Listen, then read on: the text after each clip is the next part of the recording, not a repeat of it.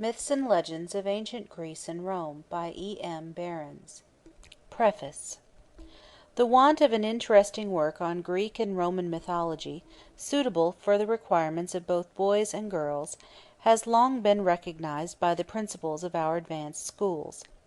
The study of the classics themselves, even where the attainments of the pupil have rendered this feasible, has not been found altogether successful in giving to the student a clear and succinct idea of the religious beliefs of the ancients, and it has been suggested that a work which would so deal with the subject as to render it at once interesting and instructive would be hailed as a valuable introduction to the study of classic authors, and would be found to assist materially the labors of both master and pupil. In endeavoring to supply this want, I have sought to place before the reader a lifelike picture of the deities of classical times as they were conceived and worshipped by the ancients themselves, and thereby to awaken in the minds of young students a desire to become more intimately acquainted with the noble productions of classical antiquity.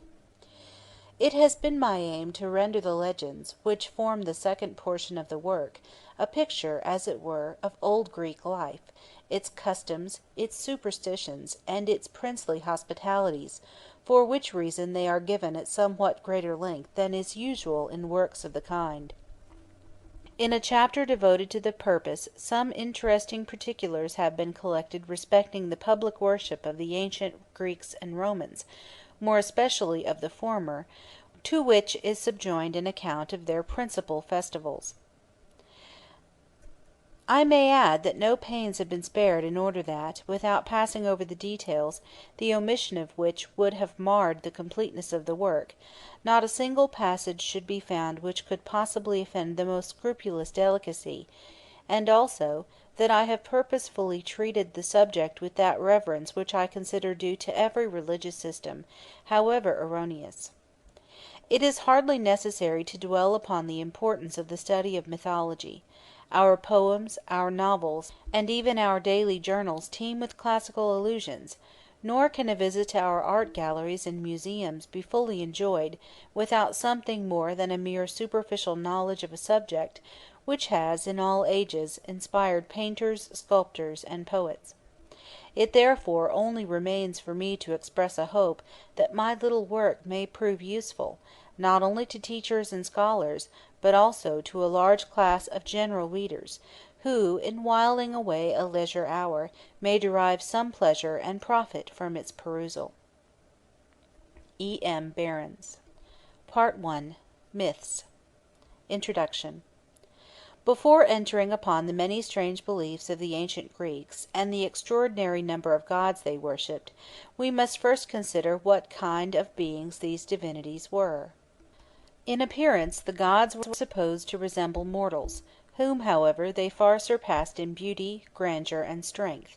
They were also more commanding in stature, height being considered by the Greeks an attribute of beauty in man or woman. They resembled human beings in their feelings and habits, intermarrying and having children, and requiring daily nourishment to recruit their strength, and refreshing sleep to restore their energies. Their blood, a bright ethereal fluid called ichor, never engendered disease, and when shed had the power of producing new life.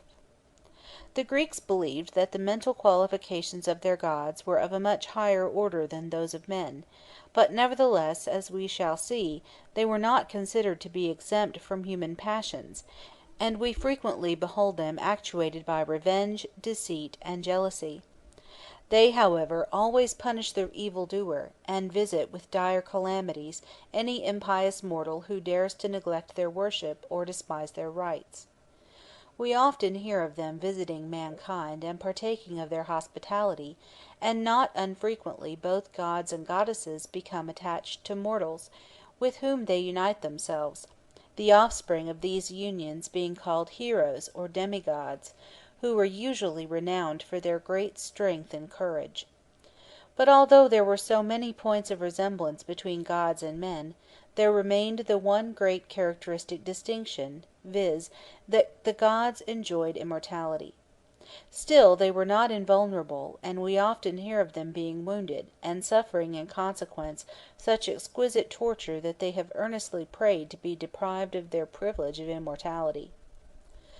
The gods knew no limitation of time or space, being able to transport themselves to incredible distances with the speed of thought. They possessed the power of rendering themselves invisible at will, and could assume the forms of men or animals as it suited their convenience. They could also transform human beings into trees, stones, animals, etc., either as a punishment for their misdeeds, or as a means of protecting the individual, thus transformed, from impending danger. Their robes were like those worn by mortals, but were perfect in form and much finer in texture. Their weapons also resembled those used by mankind. We hear of spears, shields, helmets, bows and arrows, etc., being employed by the gods. Each deity possessed a beautiful chariot, which, drawn by horses or other animals of celestial breed, conveyed them rapidly over land and sea according to their pleasure. Most of these divinities lived on the summit of Mount Olympus, each possessing his or her individual habitation, and all meeting together on festive occasions in the council chamber of the gods, where their banquets were enlivened by the sweet strains of Apollo's lyre, whilst the beautiful voices of the Muses poured forth their rich melodies to his harmonious accompaniment. Magnificent temples were erected to their honor, where they were worshipped with the greatest solemnity. Rich gifts were presented to them, and animals, and indeed sometimes human beings, were sacrificed on their altars. In the study of Grecian mythology we meet with some curious, and what may at first sight appear unaccountable notions. Thus we hear of terrible giants hurling rocks, upheaving mountains, and raising earthquakes which engulf whole armies. These ideas, however, may be accounted for by the awful convulsions of nature, which were in operation in prehistoric times. Again, the daily recurring phenomena, which to us, who know them to be the result of certain well ascertained laws of nature, are so familiar as to excite no remark, were, to the early Greeks, matter of grave speculation, and not unfrequently of alarm. For instance, when they heard the awful roar of thunder, and saw livid flashes of lightning, accompanied by black clouds and torrents of rain, they believed that the great God of heaven was angry, and they trembled at his wrath. If the calm and tranquil sea became suddenly agitated, and the crested billows rose mountains high, dashing furiously against the rocks, and threatening destruction to all within their reach, the sea god was supposed to be in a furious rage. When they beheld the sky glowing with the hues of coming day, they thought that the goddess of the dawn, with rosy fingers, was drawing aside the dark veil of night, to allow her brother, the sun god, to enter upon his brilliant career. Thus personifying all the powers of nature, this very imaginative and highly poetical nation beheld a divinity in every tree that grew, in every stream that flowed, in the bright beams of the glorious sun, and the clear, cold rays of the silvery moon. For them, the whole universe lived and breathed, peopled by 1,000 forms of grace and beauty. The most important of these divinities may have been something more than mere creations of an active and poetical imagination. They were possibly human beings who had so distinguished themselves in life by their preeminence over their fellow mortals, that after death they were deified by the people among whom they lived, and the poets touched with their magic wand the details of lives, which in more prosaic times would simply have been recorded as illustrious. It is highly probable that the reputed actions of these deified beings were commemorated by bards, who, travelling from one state to another, celebrated their praise in song. It therefore becomes exceedingly difficult, nay, almost impossible, to separate bare facts from the exaggerations which never fail to accompany oral traditions. In order to exemplify this, let us suppose that Orpheus, the son of Apollo, so renowned for his extraordinary musical powers, had existed at the present day. We should no doubt have ranked him among the greatest of our musicians, and honored him as such, but the Greeks, with their vivid imagination and poetic license, exaggerated his remarkable gifts, and attributed to his music supernatural influence over animate and inanimate nature. Thus we hear of wild beasts tamed, of mighty rivers arrested in their course, and of the mountains being moved by the sweet tones of his voice. The theory here advanced may possibly prove useful in the future, in suggesting to the reader the probable basis of many of the extraordinary accounts we meet with in the study of classical mythology. And now a few words will be necessary concerning the religious beliefs of the Romans. When the Greeks first settled in Italy, they found in the country they colonized a mythology belonging to the Celtic inhabitants, which, according to the Greek custom of paying reverence to all gods, known or unknown, they readily adopted, selecting and appropriating those divinities which had the greatest affinity to their own, and thus they formed a religious belief which naturally bore the impress of its ancient Greek source. As the primitive Celts, however, were a less civilized people than the Greeks, their mythology was of a more barbarous character, and this circumstance, combined with the fact that the Romans were not gifted with the vivid imagination of their Greek neighbors, leaves its mark on the Roman mythology, which is far less fertile in fanciful conceits, and deficient in all those fairy-like stories and wonderful poetic ideas which so strongly characterize that of the Greeks. Origin of the world. First dynasty. Uranus and Gaia. Coelus and Terra. The ancient Greeks had several different theories with regard to the origin of the world, but the generally accepted notion was that, before this world came into existence, there was in its place a confused mass of shapeless elements called chaos. These elements, becoming at length consolidated, by what means does not appear, resolved themselves into two widely different substances, the lighter portion of which, soaring on high, formed the sky or firmament, and consisted itself into a vast, overarching vault, which protected the firm and solid mass beneath. Thus came into being the two first great primeval deities of the Greeks, Uranus and Ge or Gaia. Uranus, the more refined deity, represented the light and air of heaven, possessing the distinguishing qualities of light, heat, purity, and omnipresence, whilst Gaia, the firm, flat, life-sustaining earth, was worshipped as the great all-nourishing mother. Her many titles refer to her more or less in this character, and she appears to have been universally revered among the Greeks, there being scarcely a city in Greece which did not contain a temple erected in her honor. Indeed, Gaia was held in such veneration that her name was always invoked whenever the gods took a solemn oath, made an emphatic declaration, or implored assistance. Uranus, the heaven, was believed to have united himself in marriage with Gaia, the earth, and a moment's reflection will show what a truly poetical, and also what a logical idea this was, for taken in a figurative sense, this union actually does exist. The smiles of heaven produce the flowers of earth, whereas his long-continued frowns exercise so depressing an influence upon his loving partner that she no longer decks herself in bright and festive robes, but responds with ready sympathy to his melancholy mood. The first-born child of Uranus and Gaia was Oceanus, the ocean stream, that vast expanse of ever-flowing water which encircled the earth. Here we meet with another logical, though fanciful conclusion, which a very slight knowledge of the workings of nature proves to have been just and true. The ocean is formed from the rains which descend from heaven and the streams which flow from earth.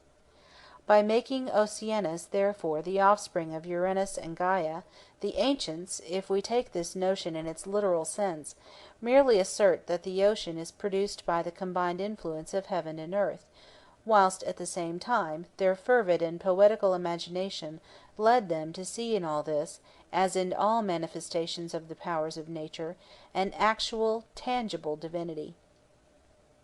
But Uranus, the heaven, the embodiment of light, heat, and the breath of life, produced offspring who were of a much less material nature than his son Oceanus. These other children of his were supposed to occupy the intermediate space which divided him from Gaia. Nearest to Uranus, and just beneath him, came Ether, a bright creation representing that highly rarefied atmosphere which immortals alone could breathe.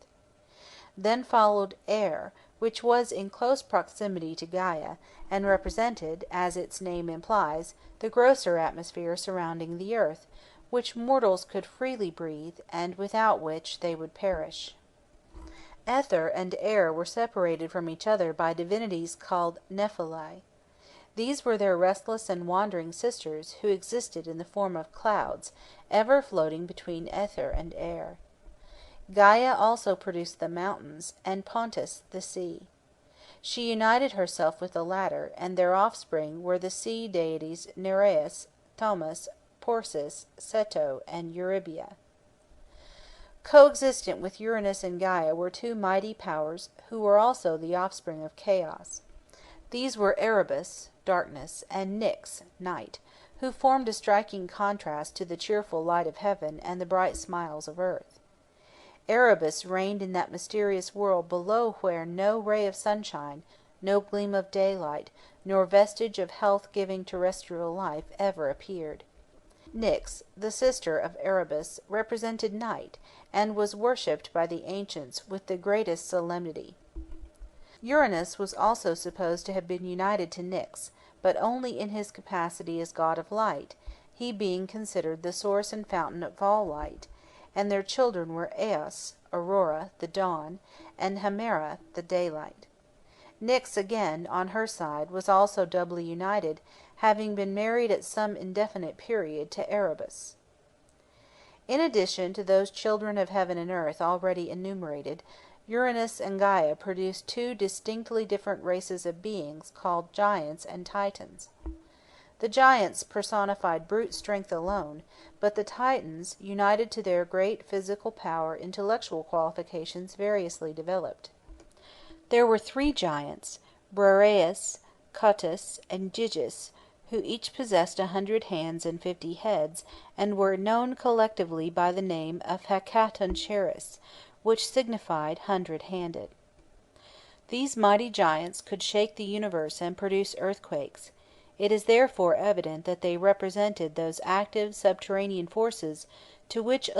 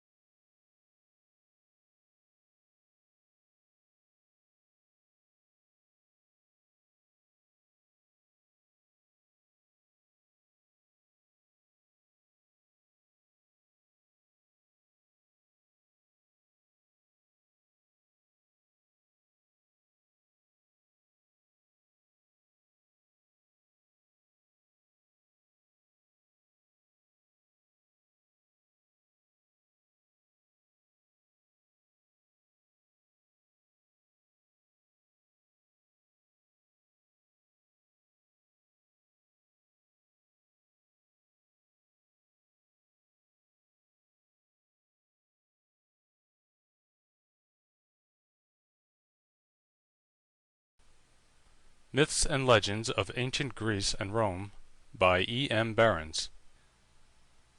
Second Dynasty. Cronus, Saturn. Cronus was the god of time in its sense of eternal duration.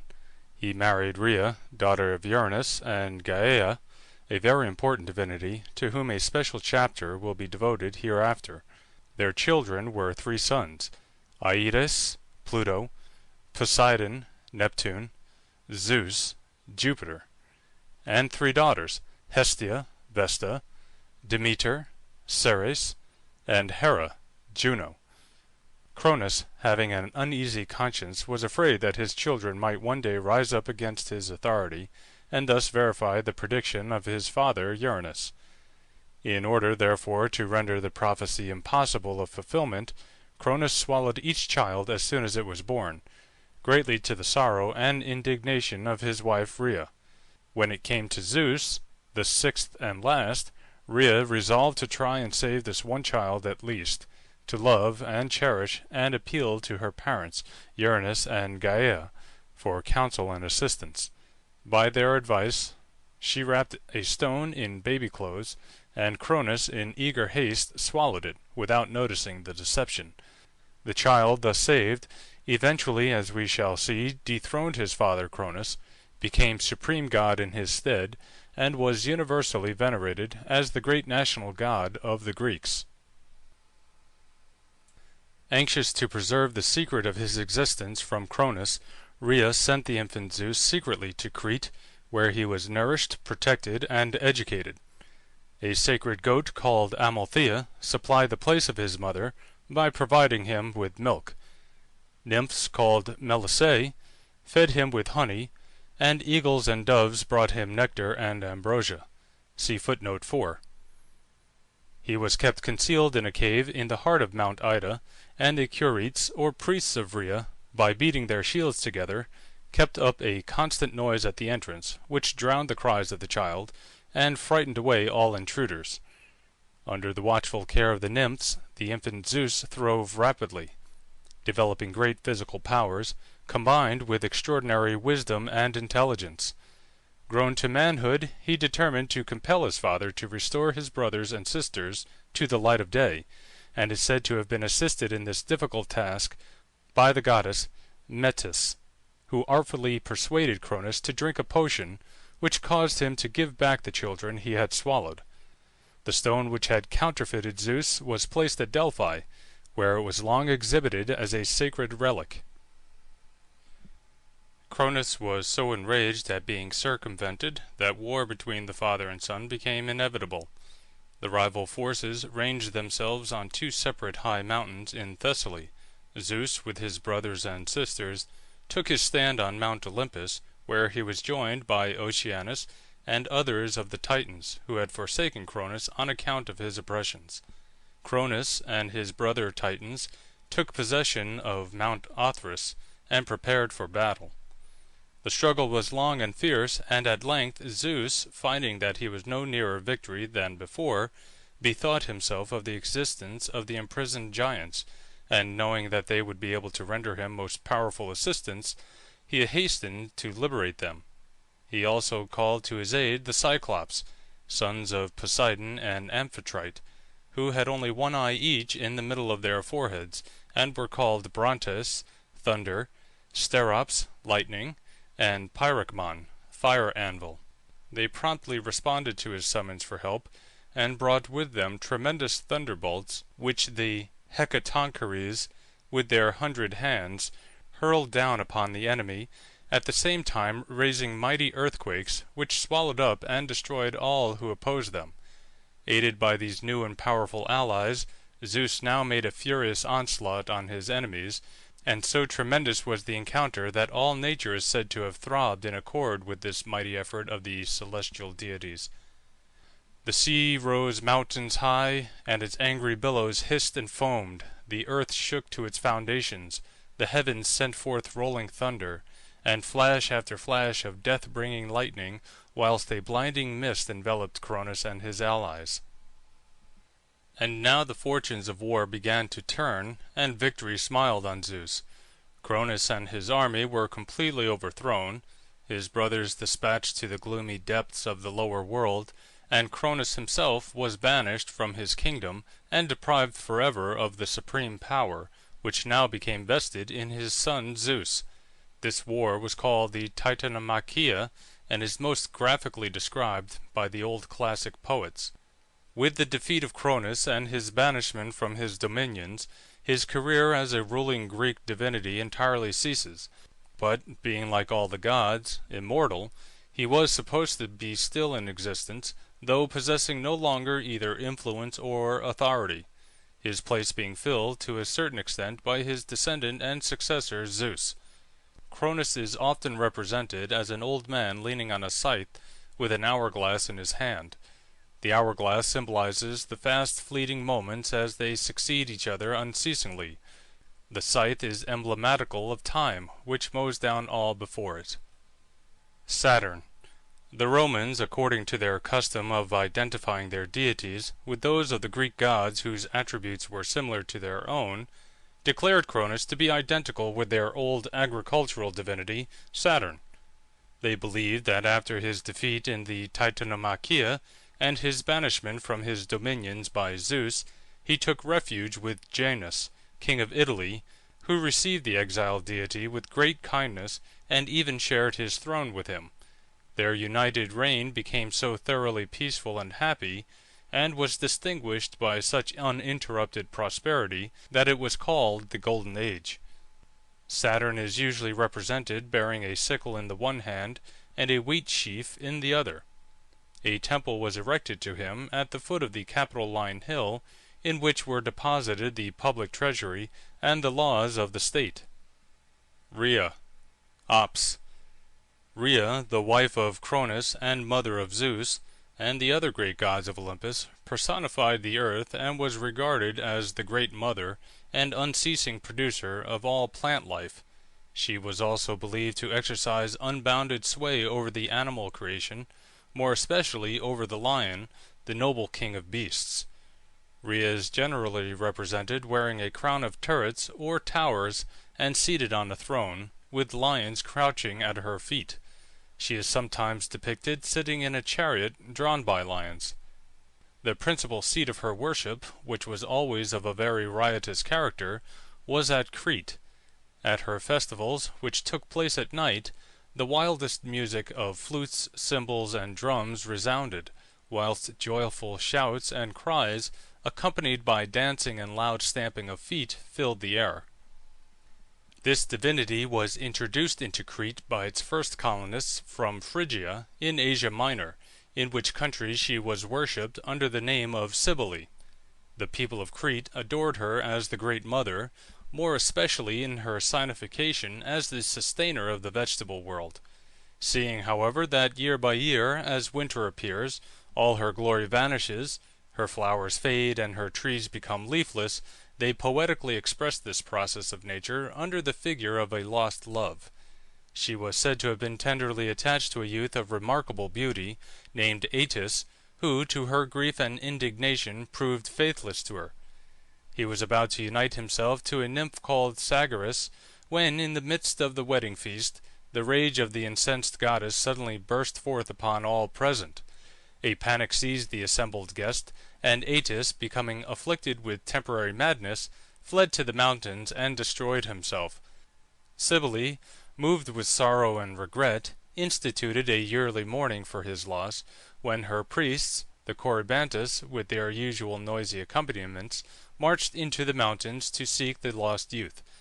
Having discovered him, they gave full vent to their ecstatic delight by indulging in the most violent gesticulations, dancing, shouting, and at the same time wounding and gashing themselves in a frightful manner. See footnote 6. Ops. In Rome, the Greek Rhea was identified with Ops, the goddess of plenty, the wife of Saturn, who had a variety of appellations.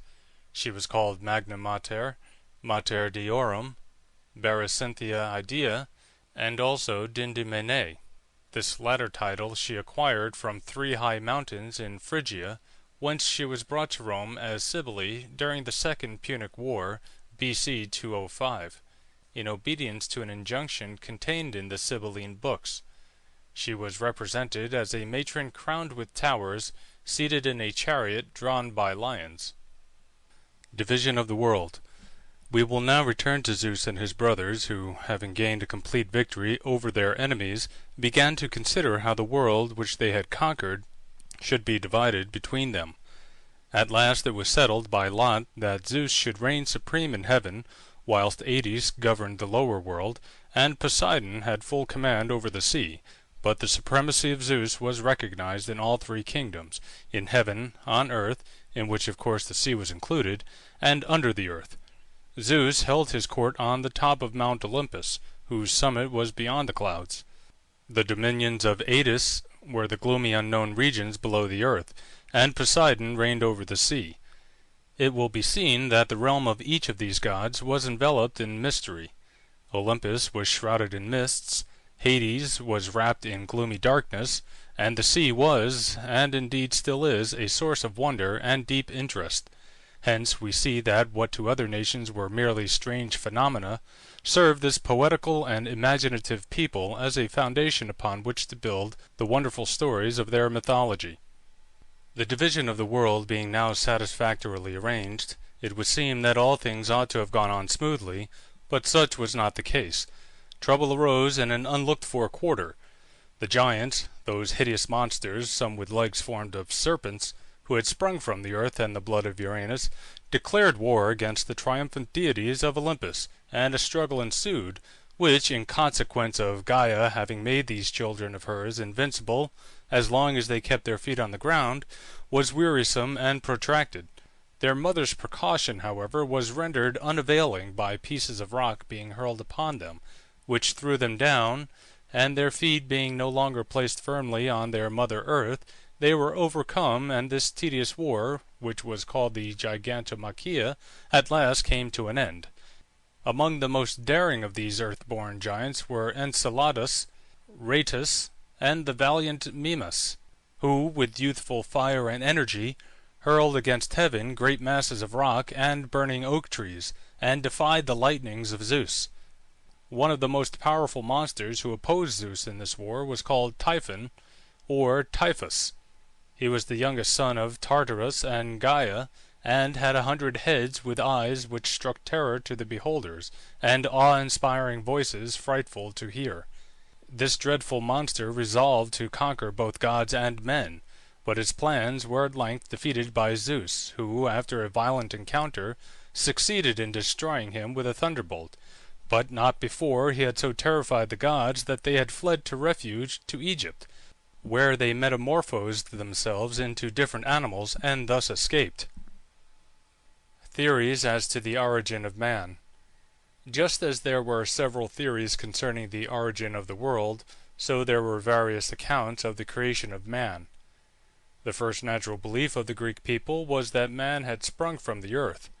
They saw the tender plants and flowers force their way through the ground in the early spring of the year after the frost of winter had disappeared, and so they naturally concluded that man must also have issued from the earth in a similar manner.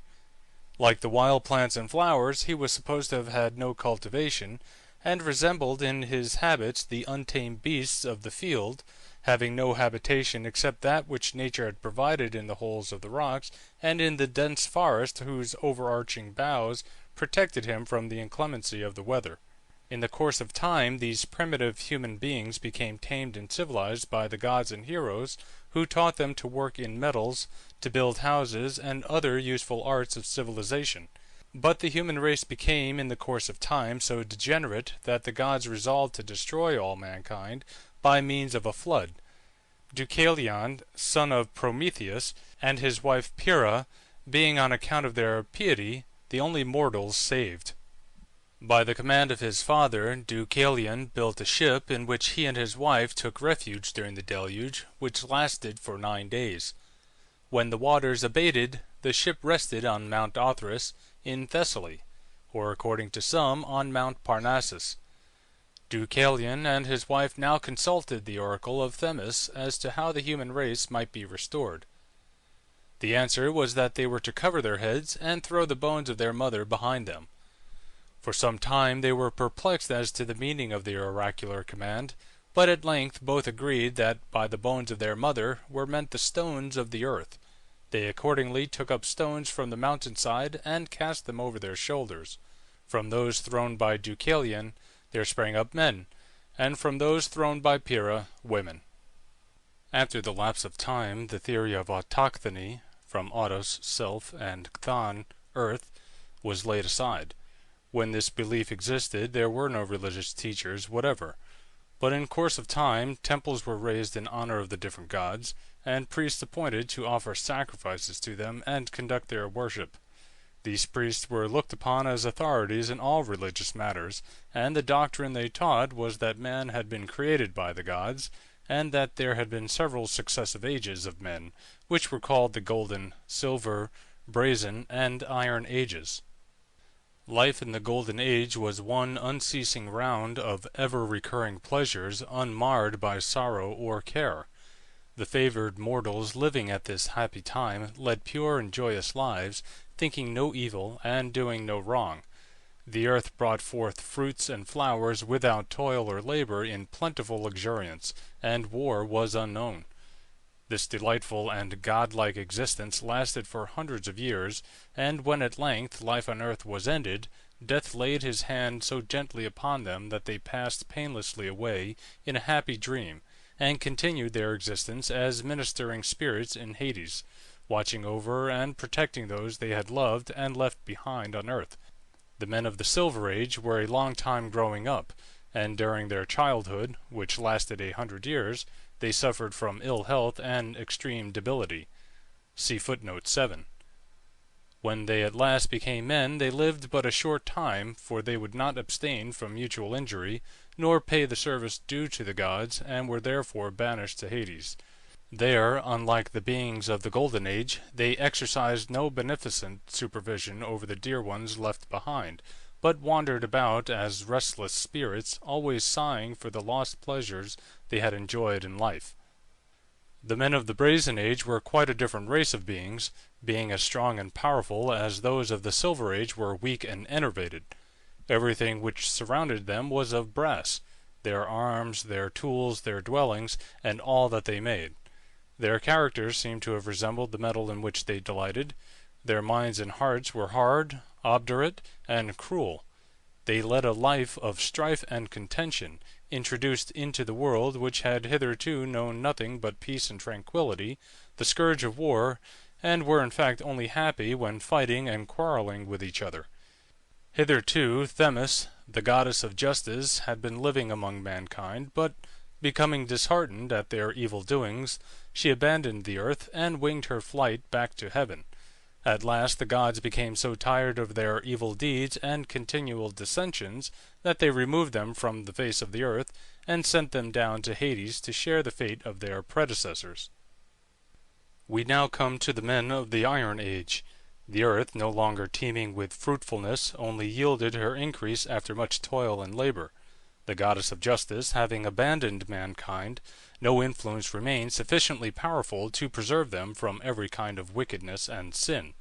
This condition grew worse as time went on, until at last Zeus in his anger let loose the watercourses from above and drowned every individual of this evil race, except Deucalion and Pyrrha. The theory of Hesiod, the oldest of all Greek poets, was that the Titan Prometheus, the son of Iapetus, had formed man out of clay, and that Athene had breathed a soul into him. See footnote 8. Full of love for the beings he had called into existence, Prometheus determined to elevate their minds and improve their condition in every way. He therefore taught them astronomy, mathematics, the alphabet, how to cure diseases, and the art of divination.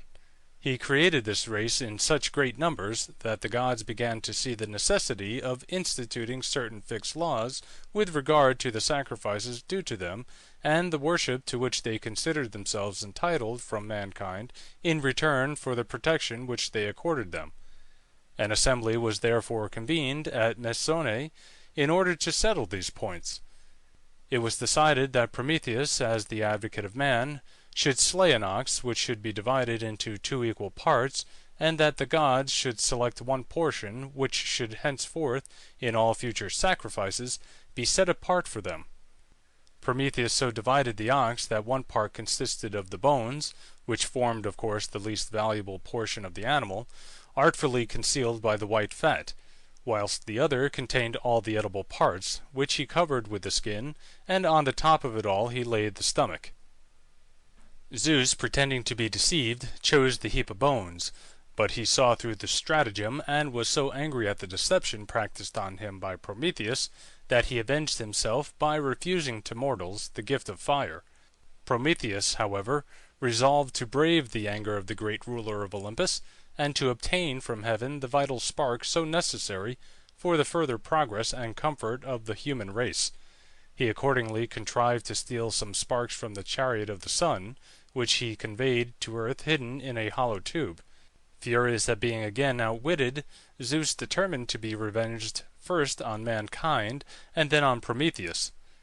To punish the former, he commanded Hephaestus, Vulcan, to mold a beautiful woman out of clay, and determined that through her instrumentality trouble and misery should be brought into the world. The gods were so charmed with the graceful and artistic creation of Hephaestus that they all determined to endow her with some special gift. Hermes, Mercury, bestowed on her a smooth, persuasive tongue. Aphrodite gave her beauty and the art of pleasing.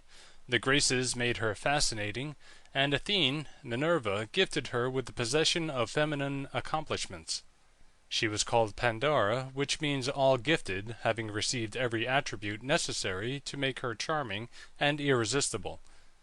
Thus beautifully formed and endowed, this exquisite creature, attired by the Graces, and crowned with flowers by the seasons, was conducted to the house of Epimetheus, by Hermes the messenger of the gods.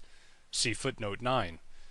Now Epimetheus had been warned by his brother not to accept any gift whatever from the gods, but he was so fascinated by the beautiful being who suddenly appeared before him that he welcomed her to his home and made her his wife.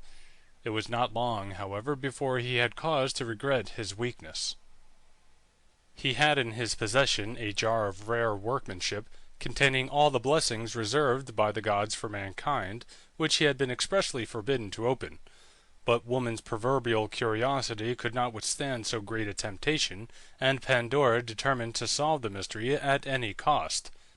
Watching her opportunity, she raised the lid, and immediately all the blessings which the gods had thus reserved for mankind took wing and flew away. But all was not lost. Just as hope, which lay at the bottom, was about to escape, Pandora hastily closed the lid of the jar, and thus preserved to man that never-failing solace which helps him to bear with courage the many ills which assail him. See footnote 10. Having punished mankind, Zeus determined to execute vengeance on Prometheus.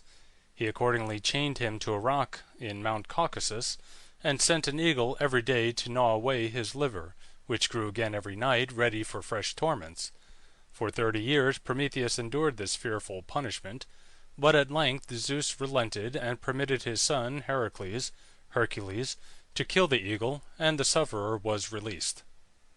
Myths and Legends of Ancient Greece and Rome by E. M. Berens. Section 3. Third Dynasty, Olympian Divinities. Zeus, Jupiter. Zeus, the great presiding deity of the universe, the ruler of heaven and earth, was regarded by the Greeks, first, as the god of all aerial phenomena, secondly, as the personification of the laws of nature, thirdly, as lord of state life, and fourthly, as the father of gods and men.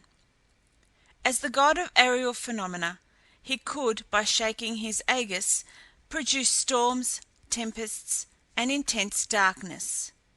At his command the mighty thunder rolls, the lightning flashes, and the clouds open and pour forth their refreshing streams to fructify the earth. As the personification of the operations of nature, he represents those grand laws of unchanging and harmonious order, by which not only the physical, but also the moral world is governed. Hence he is the god of regulated time, as marked by the changing seasons, and by the regular succession of day and night, in contradistinction to his father Cronus, who represents time absolutely, for example, eternity. As the lord of state life, he is the founder of kingly power, the upholder of all institutions connected with the state, and the special friend and patron of princes, whom he guards and assists with his advice and counsel. He protects the assembly of the people, and, in fact, watches over the welfare of the whole community. As the father of the gods, Zeus sees that each deity performs his or her individual duty, punishes their misdeeds, settles their disputes, and acts towards them on all occasions as their all-knowing counsellor and mighty friend. As the father of men, he takes a paternal interest in the actions and well-being of mortals. He watches over them with tender solicitude, rewarding truth, charity, and uprightness, but severely punishing perjury, cruelty, and want of hospitality. Even the poorest and most forlorn wanderer finds in him a powerful advocate, for he, by a wise and merciful dispensation, ordains that the mighty ones of the earth should succour their distressed and needy brethren.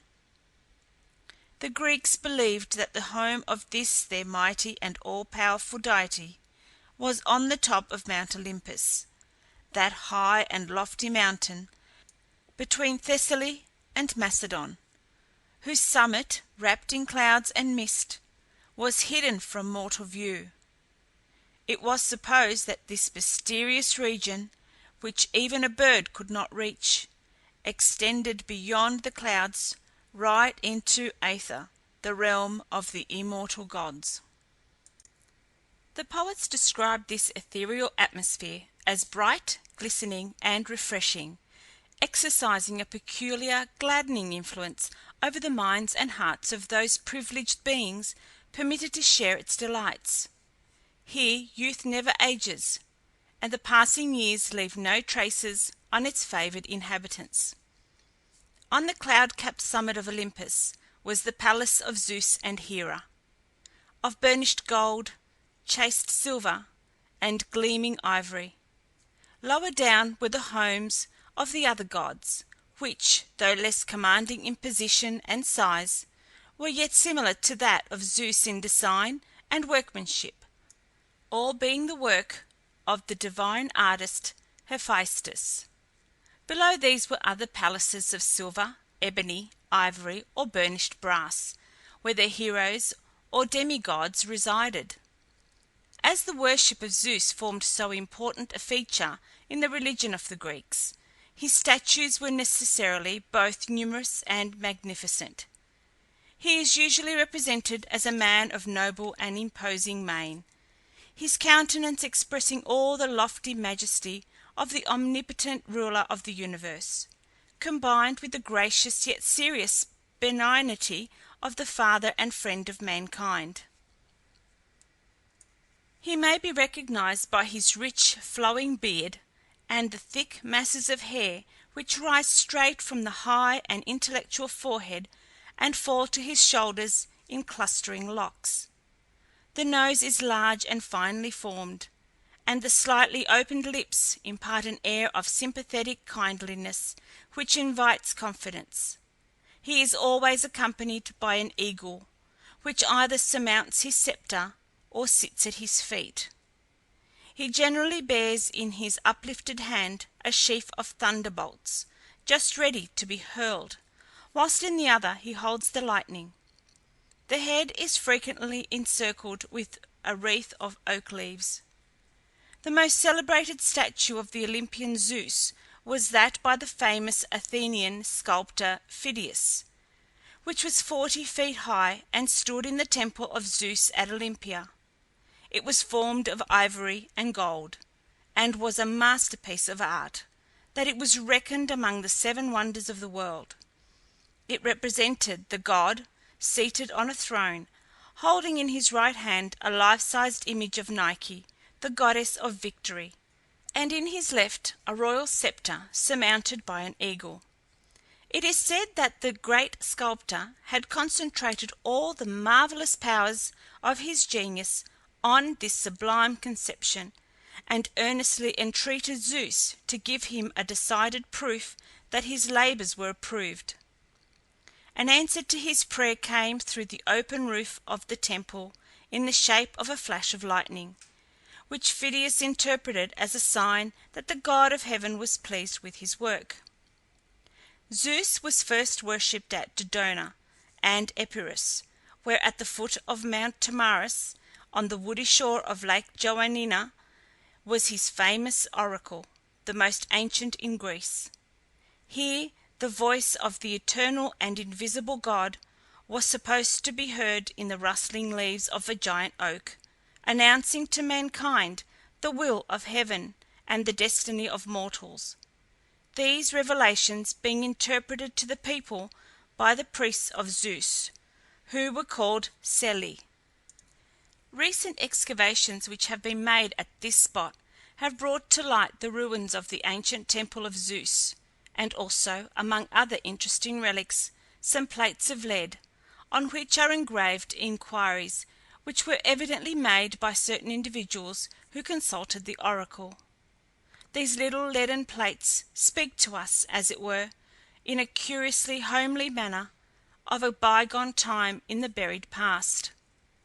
One person inquires what god he should apply to for health and fortune, another asks for advice concerning his child, and a third, evidently a shepherd, promises a gift to the oracle should a speculation in sheep turn out successfully.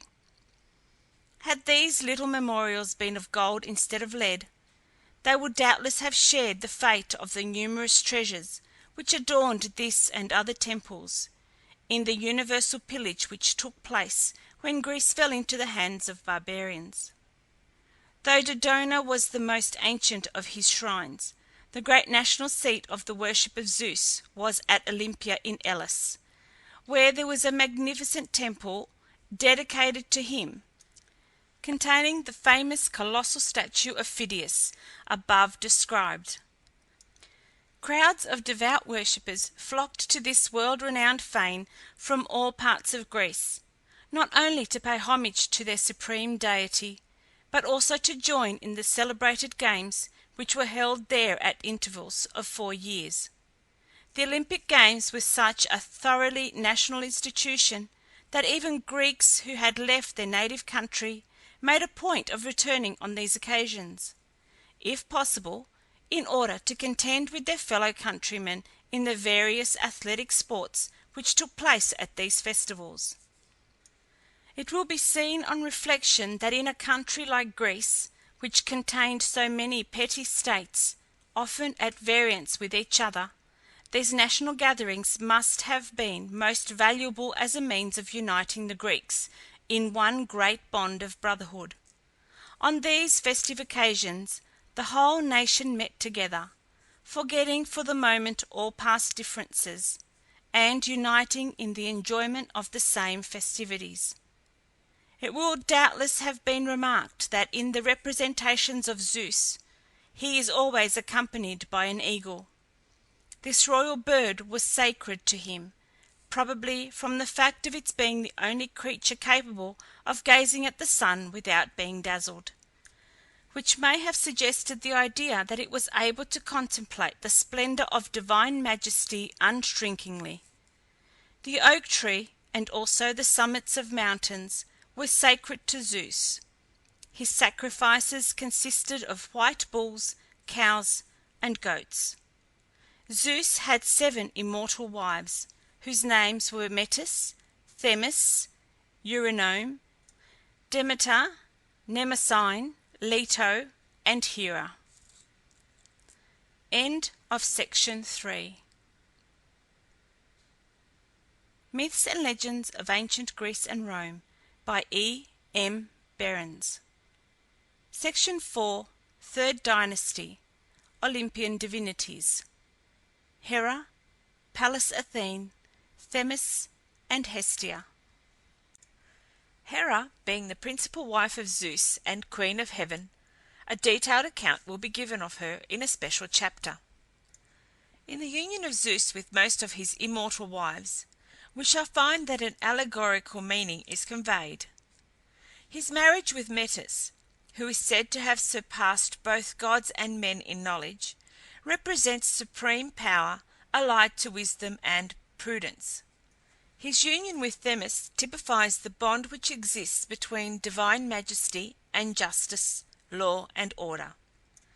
Eurynome, as the mother of the charities or graces, supplied the refining and harmonizing influences of grace and beauty, whilst the marriage of Zeus with Mnemosyne typifies the union of genius with memory. In addition to the 7 immortal wives of Zeus, he was also allied to a number of mortal maidens, whom he visited under various disguises, as it was supposed that if he revealed himself in his true form as king of heaven, the splendour of his glory would cause instant destruction to mortals. The mortal consorts of Zeus have been such a favourite theme with poets, painters, and sculptors, that it is necessary to give some account of their individual history. Those best known are Antiope, Leda, Europa, Callisto, Alcmene, Semele, Io, and Danae. Pallas Athene, Minerva. Pallas Athene, goddess of wisdom and armed resistance, was a purely Greek divinity. That is to say, no other nation possessed a corresponding conception. She was supposed, as already related, to have issued from the head of Zeus himself, clad in armour from head to foot. The miraculous advent of this maiden goddess is beautifully described by Homer in one of his hymns. Snow-capped Olympus shook to its foundation, the glad earth re-echoed her martial shout, the billowy sea became agitated, and Heloise, the sun god, arrested his fiery steeds in their headlong course to welcome this wonderful emanation from the godhead. Athene was at once admitted into the assembly of the gods, and henceforth took her place as the most faithful and sagacious of all her father's counsellors. This brave, dauntless maiden, so exactly the essence of all that is noble in the character of the father of gods and men, remained throughout chaste in word and deed, and kind at heart, without exhibiting any of those failings which somewhat mar the nobler features in the character of Zeus.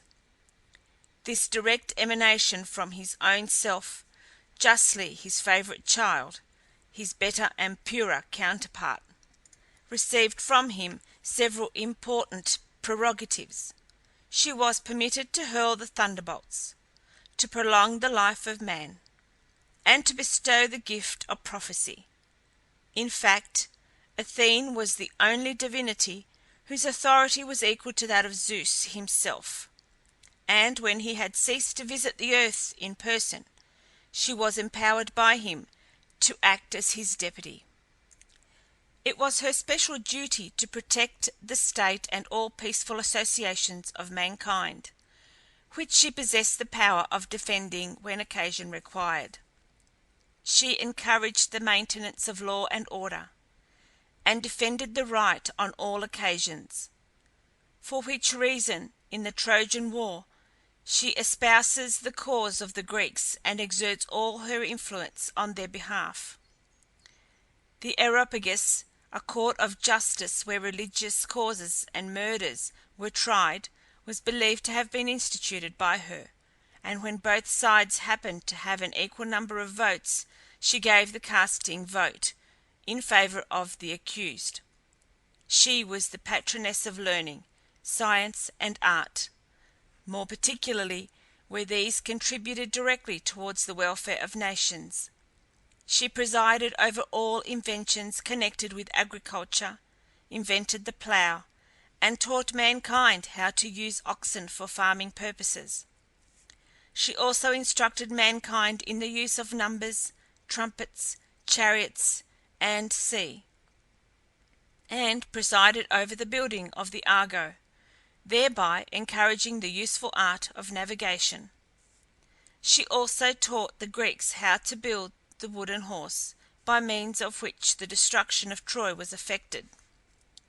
The safety of cities depended on her care, for which reason her temples were generally built on the citadels, and she was supposed to watch over the defence of the walls, fortification, harbours, and sea. A divinity who so faithfully guarded the best interests of the state, but not only protecting it from the attacks of enemies, but also by developing its chief resources of wealth and prosperity, was worthily chosen as the presiding deity of the state, and in this character was an essentially political goddess. She was called Athene Polias. The fact of Athene having been born clad in armour, which merely signified that her virtue and purity were unassailable, has given rise to the erroneous supposition that she was the presiding goddess of war. But a deeper study of her character in all its bearing proves that, in contradistinction to her brother Ares, the god of war, who loves strife for its own sake, she only takes up arms to protect the innocent and deserving against tyrannical oppression. It is true that in the Iliad we frequently see her on the battlefield fighting valiantly, and protecting her favourite heroes, but this is always at the command of Zeus, who even supplies her with arms for the purpose, as it is supposed that she possessed none of her own. A marked feature in the representations of this deity is the aegis, that wonderful shield given to her by her father as a further means of defence, which, when in danger, she swung so swiftly round and round that it kept at a distance all antagonistic influences, hence her name Pallas, from pallo, I swing. In the centre of this shield, which was covered with dragon's scales, bordered with serpents, and which she sometimes wore as a breastplate, was the awe-inspiring head of the Medusa, which had the effect of turning to stone all beholders. In addition to the many functions which she exercised in connection with the state, Athene presided over the two chief departments of feminine industry, spinning and weaving. In the latter art she herself displayed unrivalled ability and exquisite taste. She wove her own robe and that of Hera, which last she is said to have embroidered very richly. She also gave Jason a cloak wrought by herself, when he set forth in the quest of the Golden Fleece. Being on one occasion challenged to a contest in this accomplishment by a mortal maiden named Arachne, whom she had instructed in the art of weaving, she accepted the challenge and was completely vanquished by her pupil. Angry at her defeat, she struck the unfortunate maiden on the forehead with the shuttle which she held in her hand, and Arachne, being of a sensitive nature, was so hurt by this indignity that she hung herself in despair, and was changed by Athene into a spider. This goddess is said to have invented the flute, upon which she played with considerable talent, until one day, being laughed at by the assembled gods and goddesses for the contortions which her countenance assumed during these musical efforts, she hastily ran to a fountain in order to convince herself whether she deserved their ridicule. Finding to her intense disgust that such was indeed the fact, she threw the flute away, and never raised it to her lips again. Athene is usually represented fully draped. She has a serious and thoughtful aspect, as though replete with earnestness and wisdom. The beautiful oval contour of her countenance is adorned by the luxuriance of her wealth of hair, which is drawn back from the temples, and hangs down in careless grace. She looks the embodiment of strength, grandeur, and majesty, whilst her broad shoulders and small hips give her a slightly masculine appearance. When she represented as the war goddess, she appears clad in armour, with a helmet on her head, from which waves a large plume. She carries the aegis on her arm, and in her hand a golden staff, which possessed the property of endowing her chosen favourites with youth and dignity. Athene was universally worshipped throughout Greece, but was regarded with special veneration by the Athenians, she being the guardian deity of Athens.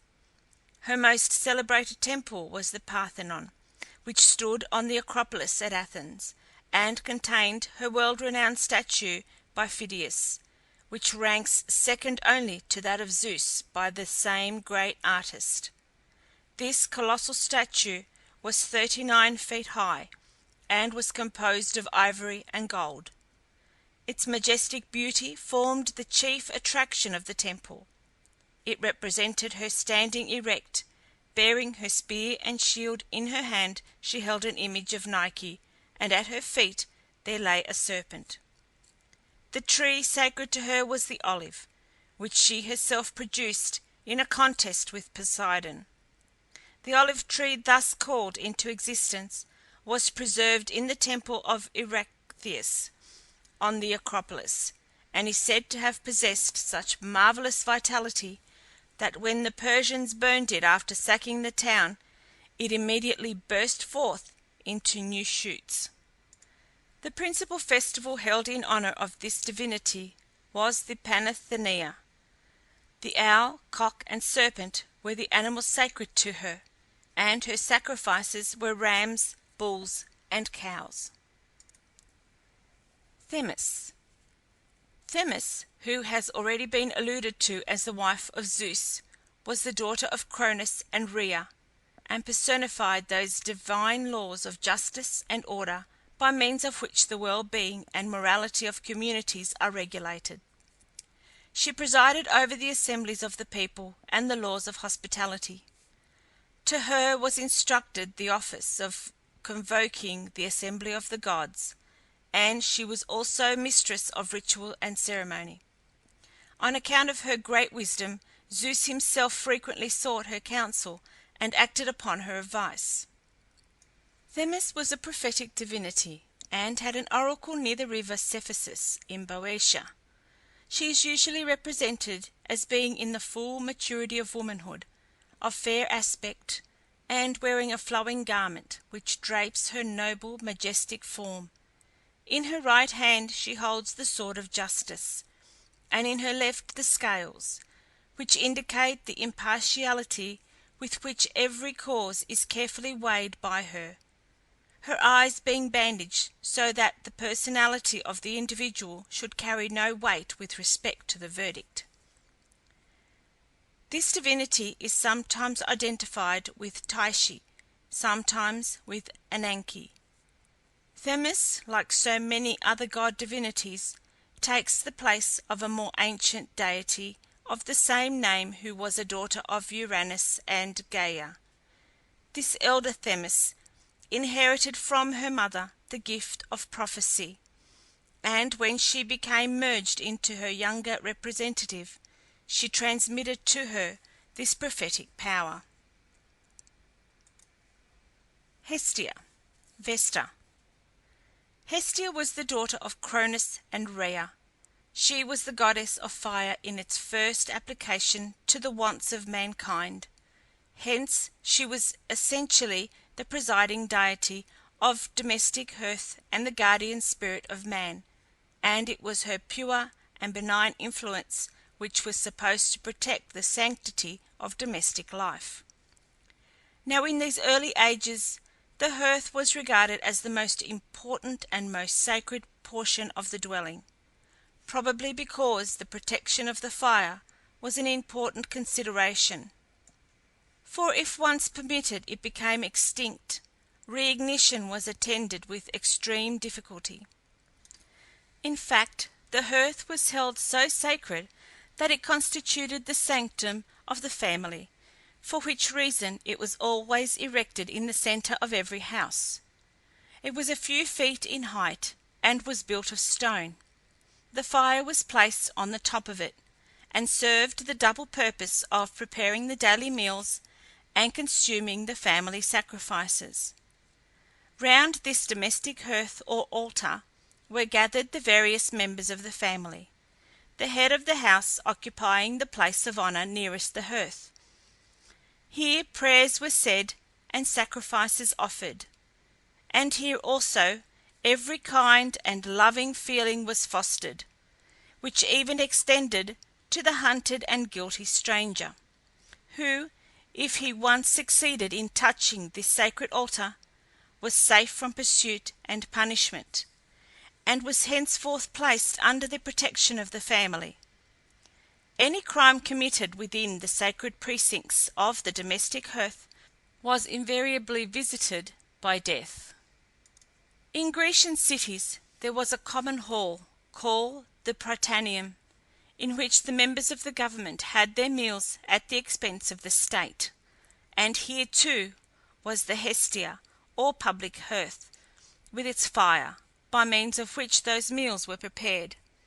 It was customary for emigrants to take with them a portion of this sacred fire, which they jealously guarded and brought with them to their new home, where it served as a connecting link between the young Greek colony and the mother country. Hestia is generally represented standing, and in accordance with the dignity and sanctity of her character, always appears fully draped. Her countenance is distinguished by a serene gravity of expression. End of section 4. Myths and Legends of Ancient Greece and Rome by EM Berens. Section 5. Third Dynasty, Olympian Divinities. Demeter and Aphrodite. Demeter, Ceres. Demeter, from Demeter, Earth Mother, was the daughter of Cronus and Rhea. She represented that portion of Gaia, the whole solid earth, which we call the earth's crust, and which produces all vegetation. As goddess of agriculture, field fruits, plenty, and productiveness, she was the sustainer of material life, and was therefore a divinity of great importance. When ancient Gaia lost, when Uranus, her position as a ruling divinity, she abdicated her sway in favour of her daughter Rhea, who henceforth inherited the powers which her mother had previously possessed, receiving in her place the honour and worship of mankind. In a very old poem, Gaia is accordingly described as retiring to a cavern in the bowel of the earth, where she sits in the lap of her daughter, slumbering, moaning, and nodding for ever and ever. It is necessary to keep clearly in view the distinctive difference between the three great earth goddesses, Gaia, Rhea, and Demeter. Gaia represents the earth as a whole, with its mighty subterranean forces. Rhea is that productive power which causes vegetation to spring forth, thus sustaining men and animals. Demeter, by presiding over agriculture, directs and utilizes Rhea's productive powers. But in later times, when Rhea, like other ancient divinity, loses her importance as a ruling deity, Demeter assumes all her functions and attributes, and then becomes the goddess of the life-producing and life-maintaining earth crust. We must bear in mind the fact that man in his primitive state knew neither how to sow nor how to till the ground. When, therefore, he had exhausted the pastures which surrounded him, he was compelled to seek others which were as yet unreaped. Thus, roaming constantly from one place to another, settled habitations and consequently civilizing influences were possible. Demeter, however, by introducing a knowledge of agriculture, put an end, at once and forever, to that nomadic life which was now no longer necessary. The favour of Demeter was believed to bring mankind rich harvests and fruitful crops, whereas her displeasure caused blight, drought, and famine. The island of Sicily was supposed to be under her special protection, and there she was regarded with particular veneration, the Sicilians naturally attributing the wonderful fertility of their country to the partiality of the goddess. Demeter is usually represented as a woman of noble bearing and majesty appearance, tall, matronly, and dignified, with beautiful golden hair, which falls in rippling curls over her stately shoulders, the yellow locks being emblematical of the ripened ears of corn. Sometimes she appears seated in a chariot drawn by winged dragons. At others she stands erect, her figure drawn up to its full height, and always fully draped. She bears a sheaf of white ears in one hand, and a lighted torch in the other. The wheat ears are not unfrequently replaced by a bunch of poppies, in which her brows are also garlanded, though sometimes she merely wears a simple riband in her hair. Demeter, as the wife of Zeus, became the mother of Persephone, Proserpine, to whom she was so tenderly attached that her whole life was bound up in her, and she knew no happiness except in her society. One day, however, whilst Persephone was gathering flowers in a meadow, attended by the ocean nymphs, she saw to her surprise a beautiful narcissus, from the stem of which sprang forth 100 blossoms. Drawing near to examine this lovely flower, whose exquisite scent perfumed the air, she stooped down to gather it, suspecting no evil, when a yawning abyss opened at her feet, and Hades, the grim ruler of the lower world, appeared from its depths, seated in his dazzling chariot drawn by 4 black horses. Regardless of her tears and the shrieks of her female attendants, Hades seized the terrified maiden and bore her away to the gloomy realms over which he reigned in melancholy grandeur. Helios, the all-seeing sun-god, and Hecate, a mysterious and very ancient divinity, alone heard her cries for aid, but were powerless to help her. When Demeter became conscious of her loss, her grief was intense, and she refused to be comforted. She knew not where to seek for her child, but feeling that repose and inaction were impossible, she set out on her weary search, taking with her 2 torches, which she lighted in the flames of Mount Etna to guide her on her way. For 9 long days and nights she wandered on, inquiring of every one she met for tidings of her child. But all was in vain. Neither gods nor men could give her the comfort which her soul so hungered for. At last, on the 10th day, the disconsolate mother met Hecate, who informed her that she had heard her daughter's cries, but knew not who it was that had borne her away. By Hecate's advice, Demeter consulted Helios, whose all-seeing eye nothing escapes, and from him she learned that it was Zeus himself who had permitted Hades to seize Persephone and transport her to the lower world in order that she might become his wife. Indignant with Zeus for having given his sanction to the abduction of his daughter, and filled with the bitterest sorrow, she abandoned her home in Olympus, and refused all heavenly food. Disguising herself as an old woman, she descended upon earth, and commenced a weary pilgrimage among mankind. One evening she arrived at a place called Eleusis, in Attica, and sat down to rest herself near a well beneath the shade of an olive tree. The youthful daughters of Celeus, the king of the country, came with their pails of brass to draw water from this well, and seeing that the tired wayfarer appeared faint and dispirited, they spoke kindly to her, asking who she was and whence she came. Demeter replied that she had made her escape from pirates who had captured her, and added that she would feel grateful for a home with any worthy family whom she would be willing to serve in a menial capacity. The princesses, on hearing this, begged Demeter to have a moment's patience, while they returned home and consulted with their mother, Metaneira. They soon brought the joyful intelligence that she was desirous of securing her services as nurse to her infant son, Demophoon, or Triptolemus. When Demeter arrived at the house, a radiant light suddenly illuminated her, which circumstance so overawed Metaneira that she treated the unknown stranger with the greatest respect, and hospitality offered her food and drink. But Demeter, still grief-worn and dejected, refused her kindly offers, and held herself apart from the social board. At length, however, the maid-servant Iambe succeeded, by means of playful jests and merriment, in somewhat dispelling the grief of the sorrowing mother, causing her at times to smile in spite of herself, and even inducing her to partake of a mixture of barley meal, mint, and water, which was prepared according to the directions of the goddess herself.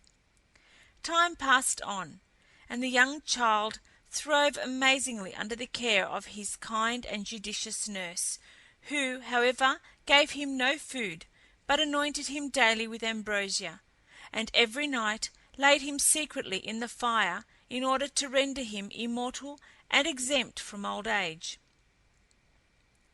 But unfortunately this benevolent design on the part of Demeter was frustrated by Metaneira herself, whose curiosity one night impelled her to watch the proceedings of the mysterious being who nursed her child. When to her horror she beheld her son placed in the flames, she shrieked aloud. Demeter, incensed at this untimely interruption, instantly withdrew the child, and throwing him on the ground, revealed herself in her true character.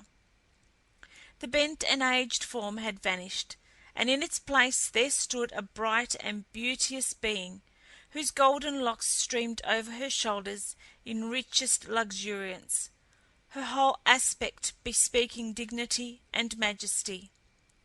She told the awestruck Metaneira that she was the goddess Demeter, and had intended to make her son immortal, but that her fatal curiosity had rendered this impossible, adding, however, that the child, having slept in her arms, and been nursed on her lap, should ever command the respect and esteem of mankind. She then desired that a temple and altar should be erected to her on a neighbouring hill by the people of Eleusis, promising that she herself would direct them how to perform the sacred rites and ceremonies which should be observed in her honour. With these words she took her departure, never to return. Obedient to her commands, Celeus called together a meeting of his people, and built the temple on the spot which the goddess had indicated. It was soon completed, and Demeter took up her abode in it. But her heart was still sad for the loss of her daughter, and the whole world felt the influence of her grief and dejection. This was indeed a terrible year for mankind. Demeter no longer smiled on the earth, she was wont to bless. And though the husbandman sowed the grain, and the groaning oxen ploughed the fields, no harvest rewarded their labour. All was barren, dreary desolation. The world was threatened with famine, and the gods with the loss of their accustomed honours and sacrifices. It became evident, therefore, to Zeus himself that some measures must be adopted to appease the anger of the goddess. He accordingly dispatched Iris and many of the other gods and goddesses to implore Demeter to return to Olympus, but all their prayers were fruitless. The incensed goddess swore that until her daughter was restored to her, she would not allow the grain to spring forth from the earth. At length Zeus sent Hermes, his faithful messenger, to the lower world with a petition to Hades, urgently entreating him to restore Persephone to the arms of her disconsolate mother. When he arrived in the gloomy realms of Hades, Hermes found him seated on a throne, with the beautiful Persephone beside him, sorrowfully bewailing her unhappy fate. On learning his errand, Hades consented to resign Persephone, who joyfully prepared to follow the messenger of the gods to the abode of life and light.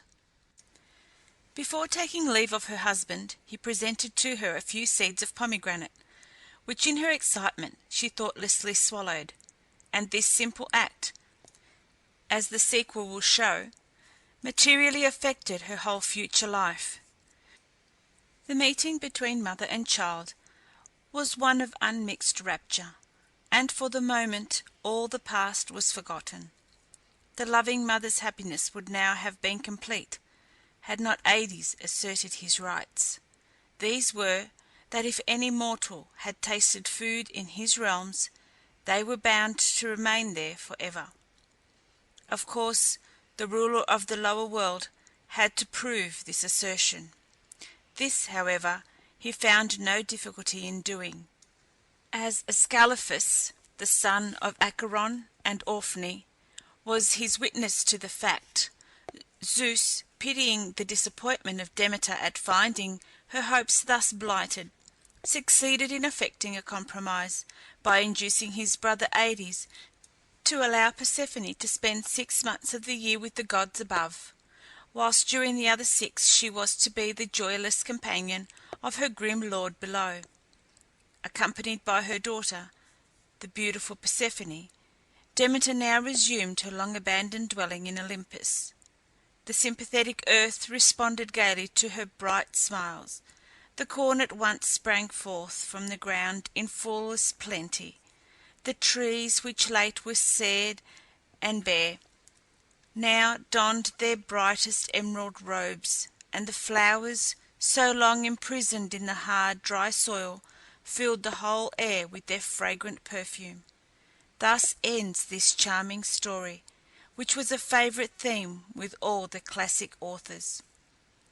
It is very possible that the poets who first created this graceful myth merely intended it as an allegory, to illustrate the change of seasons.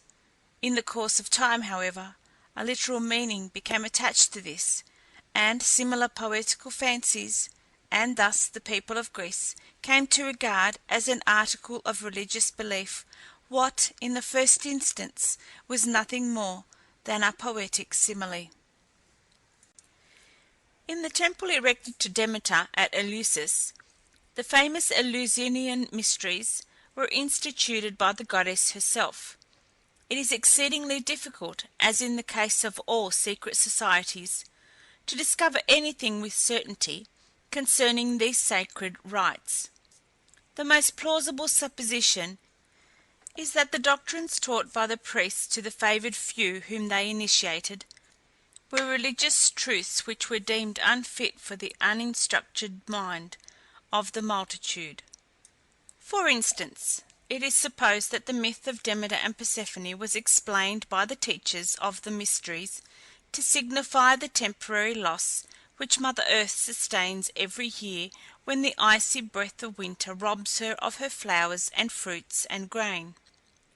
It is believed that in later times a still deeper meaning was conveyed by this beautiful myth, viz., the doctrine of the immortality of the soul. The grain, which, as it were, remains dead for a time in the dark earth, only to rise one day dressed in a newer and lovelier garb, was supposed to symbolize the soul, which after death frees itself from corruption, to live again under a better and purer form. When Demeter instituted the Eleusinian mysteries, Celeus and his family were the first to be initiated, Celeus himself being appointed high priest. His son Triptolemus and his daughters, who acted as priestesses, assisted him in the duties of his sacred office. The mysteries were celebrated by the Athenians every 5 years, and were for a long time their exclusive privilege. They took place by torchlight, and were conducted with the greatest solemnity. In order to spread abroad the blessings which agriculture confers, Demeter presented Triptolemus with her chariot drawn by winged dragons, and, giving him some grains of corn, desired him to journey through the world, teaching mankind the arts of agriculture and husbandry. Demeter exercised great severity towards those who incurred her displeasure. We find examples of this in the stories of Stellio and Eresicthon.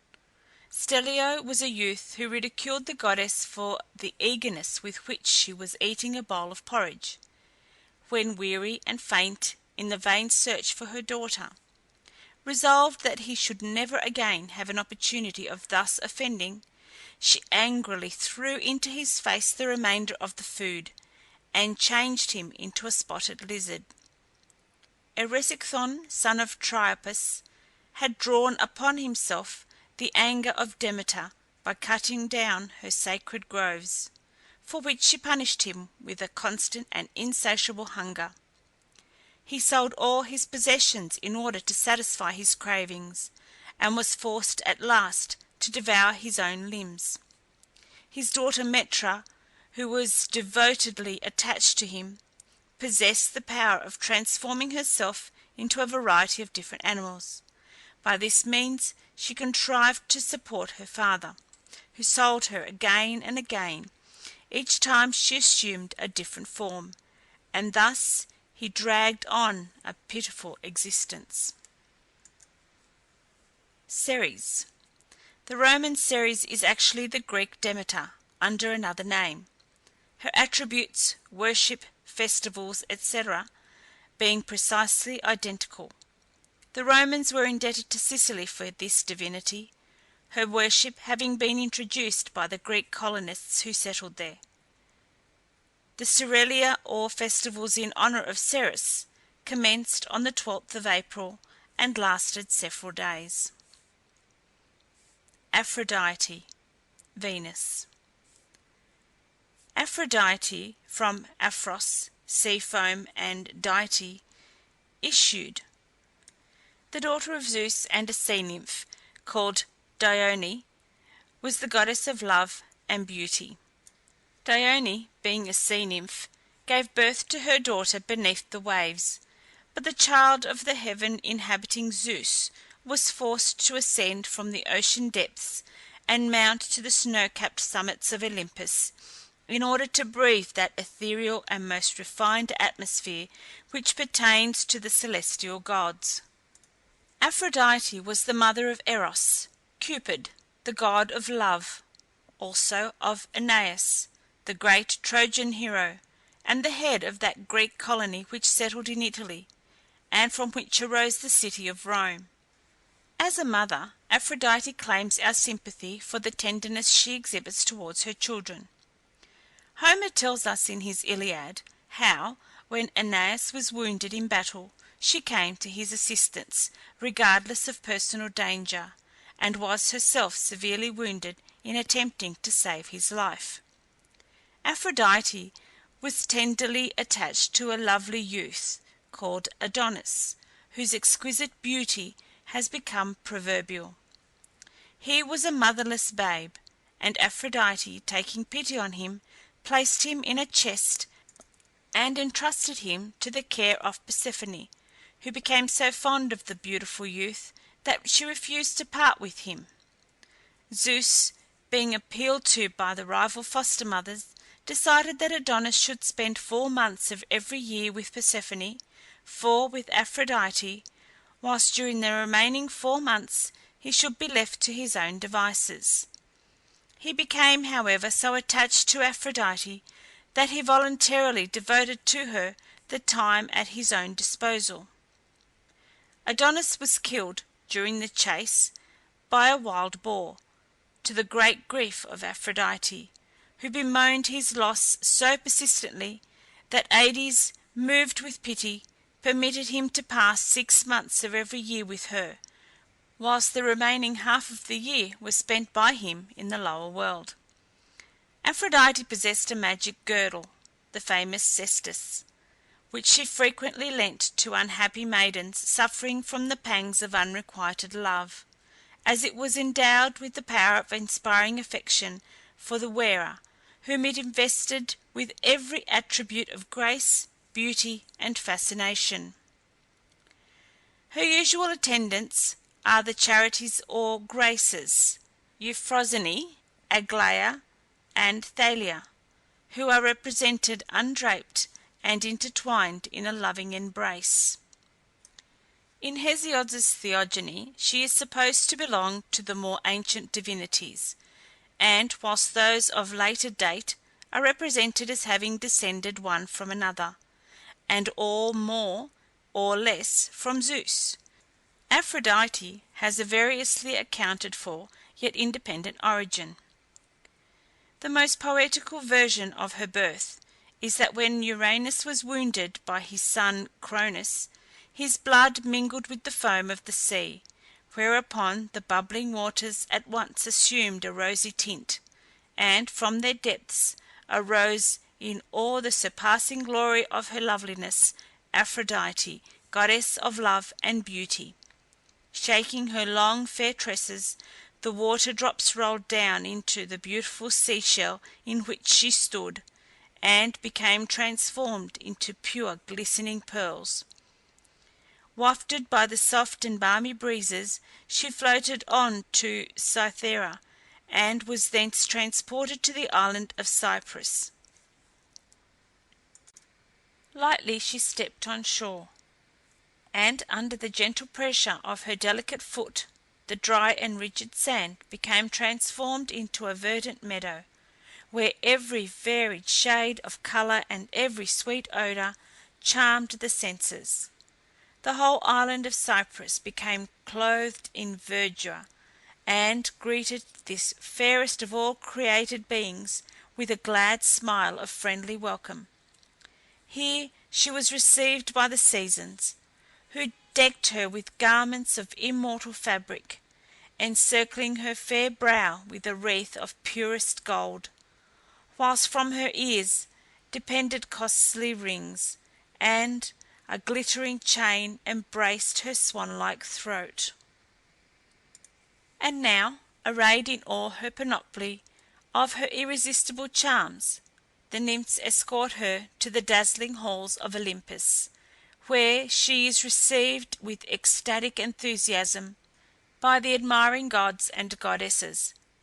The gods all vied with each other in aspiring to the honour of her hand, but Hephaestus became the envied possessor of this lovely being, who, however, proved as faithless as she was beautiful, and caused her husband much unhappiness, owing to the preference she showed at various times for some of the other gods, and also for mortal men.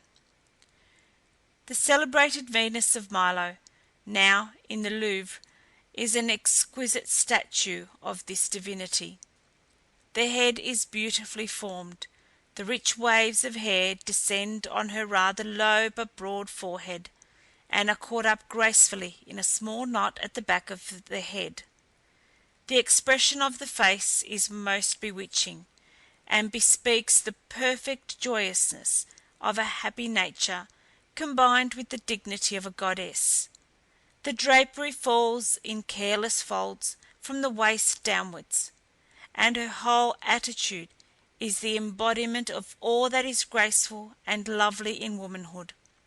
She is of medium height, and the form is perfect in its symmetry and faultless proportions. Aphrodite is also frequently represented in the act of confining her dripping locks in a knot, whilst her attendant nymphs envelop her in a gauzy veil. The animals sacred to her were the dove, swan, swallow, and sparrow. Her favourite plants were the myrtle, apple tree, rose, and poppy. The worship of Aphrodite is supposed to have been introduced into Greece from Central Asia. There is no doubt that she was originally identical with the famous Astarte, the Ashtoreth of the Bible, against whose idolatrous worship and infamous rites the prophets of old hurled forth their sublime and powerful anathemas. End of section 5. Myths and Legends of Ancient Greece and Rome by E. M. Berens. Section 6. Third Dynasty, Olympian Divinities. Phoebus, Apollo. Phoebus Apollo, the god of light, prophecy, music, poetry, and the arts and sciences, is by far the noblest conception within the whole range of Greek mythology, and his worship, which not only extended to all the states of Greece, but also to Asia Minor, and to every Greek colony throughout the world, stands out among the most ancient and strongly marked features of Grecian history, and exerted a more decided influence over the Greek nation than that of any other deity, not excepting Zeus himself. Apollo was the son of Zeus and Leto, and was born beneath the shade of a palm tree, which grew at the foot of Mount Cynthus. But on the barren and rocky island of Delos, the poet tells us that the earth smiled when the young god first beheld the light of day, and that Delos became so proud and exultant at the honour thus conferred upon her, that she covered herself with golden flowers. Swans surrounded the island, and the Delian nymphs celebrated his birth with songs of joy. The unhappy Leto, driven to Delos by the relentless persecutions of Hera, was not long permitted to enjoy her haven of refuge. Being still tormented by her enemy, the young mother was once more obliged to fly. She therefore resigned the charge of her new-born babe to the goddess Themis, who carefully wrapped the helpless infant in swaddling clothes, and fed him with nectar and ambrosia. But he had no sooner partaken of the heavenly food, than, to the amazement of the goddess, he burst asunder the bands which confined his infant limbs, and springing to his feet, appeared before her as a full-grown youth of divine strength and beauty. He now demanded a lyre and a bow, declaring that henceforth he would announce to mankind the will of his father Zeus. "The golden lyre," said he, "shall be my friend, the bent bow my delight, and in oracles I will foretell the dark future." With these words he ascended to Olympus, where he was received with joyful acclamations into the assembly of the celestial gods, who acknowledged him as the most beautiful and glorious of all the sons of Zeus. Phoebus Apollo was the god of light in a twofold signification: first, as representing the great orb of day which illumines the world, and secondly, as the heavenly light which animates the soul of man. He inherited his function as sun god from Helios, with whom in later times he was so completely identified that the personality of the one became gradually merged in that of the other. We, accordingly, find Helios frequently confounded with Apollo, myths belonging to the former attributed to the latter, and with some tribes, the Ionic, for instance, so complete is this identification that Apollo is called by them Helios Apollo. As the divinity whose power is developed in the broad light of day, he brings joy and delight to nature, and health and prosperity to man. By the influence of his warm and gentle rays, he disperses the noxious vapours of the night, assists the grain to ripen and the flowers to bloom.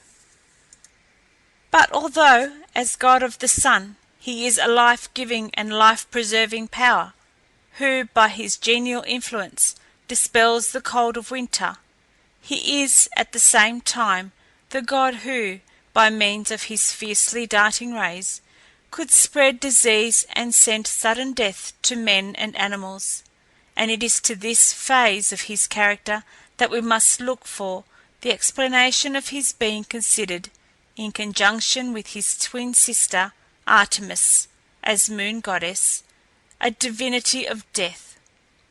The brother and sister share this function between them, he taking man and she woman as her aim, and those especially who died in the bloom of youth, or at an advanced age, were believed to have been killed by their gentle arrows. But Apollo did not always send an easy death. We see in the Iliad how, when angry with the Greeks, the god of the silver bow strode down from Olympus with his quiver full of death-bringing darts, and sent a raging pestilence into their camp. For 9 days he let fly his fatal arrows, first on animals and then on men, till the air became darkened with the smoke from the funeral pyres.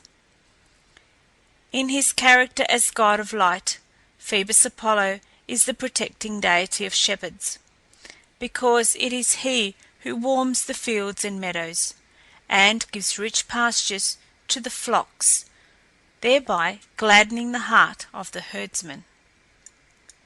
As the temperate heat of the sun exercises so invigorating an effect on man and animals, and promotes the growth of those medicinal herbs and vegetable productions necessary for the cure of diseases, Phoebus Apollo was supposed to possess the power of restoring life and health. Hence he was regarded as the god of healing, but this feature in his character we shall find more particularly developed in his son Asclepius, the veritable god of the healing art. Pursuing our analysis of the various phases in the character of Phoebus Apollo, we find that with the first beams of his genial light all nature awakens to renewed life, and the woods re-echo with the jubilant sound of the untaught lays, warbled by thousands of feathered choristers. Hence, by a natural inference, he is the god of music, and as, according to the belief of the ancients, the inspirations of genius were inseparably connected with the glorious light of heaven, he is also the god of poetry, and acts as the special patron of the arts and sciences. Apollo is himself the heavenly musician among the Olympic gods, whose banquets are gladdened by the wondrous strains which he produces from his favourite instrument, the 7-stringed lyre. In the cultus of Apollo, music formed a distinguishing feature. All sacred dances, and even the sacrifices in his honour, were performed to the sound of musical instruments, and it is, in a great measure, owing to the influence which the music in his worship exercised on the Greek nation, that Apollo came to be regarded as the leader of the 9 Muses, the legitimate divinities of poetry and song. In this character he is called Musagetes, and is always represented robed in a long flowing garment. His lyre, to the tones of which he appears to be singing, is suspended by a band across the chest. His head is encircled by a wreath of laurel, and his long hair, streaming down over his shoulders, gives him a somewhat effeminate appearance. And now we must view the glorious god of light under another, and, as far as regards his influence over the Greek nation, a much more important aspect.